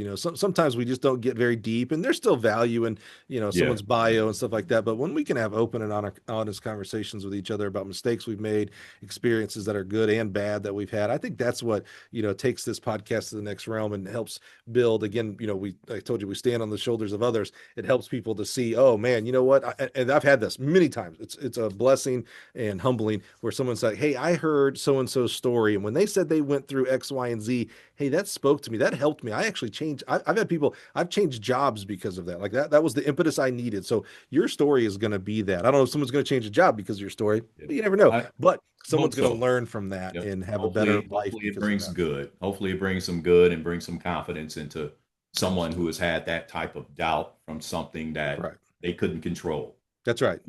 And that's why, like you said, the time is now. Like I said, I needed to do some healing, needed That's right. to, find a way to be able to express, to hopefully maybe this lesson will then Yeah. somebody hear and say, you know, okay, it's not just me. Yeah. Because believe it or not, now that we're both old enough, it's not just you. Right. Whoever's out there listening, it's not just you, but just believe in yourself enough and work and do things the right way. And at time, when the time is right, you will be rewarded, That's right. you know. That's the best place to end it right there because that is true words. I love that. Saul, thank you so much, my friend. I'm so blessed to Thank be you. able to call you friend, and I'm so glad we got to do this and we got to do this at the right time. Guys and gals listening, thank you so much. It's funny, we mentioned a lot. This is how I know when people, who and how they surround themselves with. We mentioned a ton of people that have been on the podcast. Everybody from Trevor Bassett, he's been on the show. Ed Bethea, we mentioned many others that have impacted his life. So I just love that. I think that means we're probably maybe doing the right thing over here on the podcast, and obviously someone like Saul's doing the right thing in their life. So thank you so much for being here week after week. I'm again so humbled that you'd press play. Join us next week, and we'll do it all over again. Thanks, everybody. Thank you.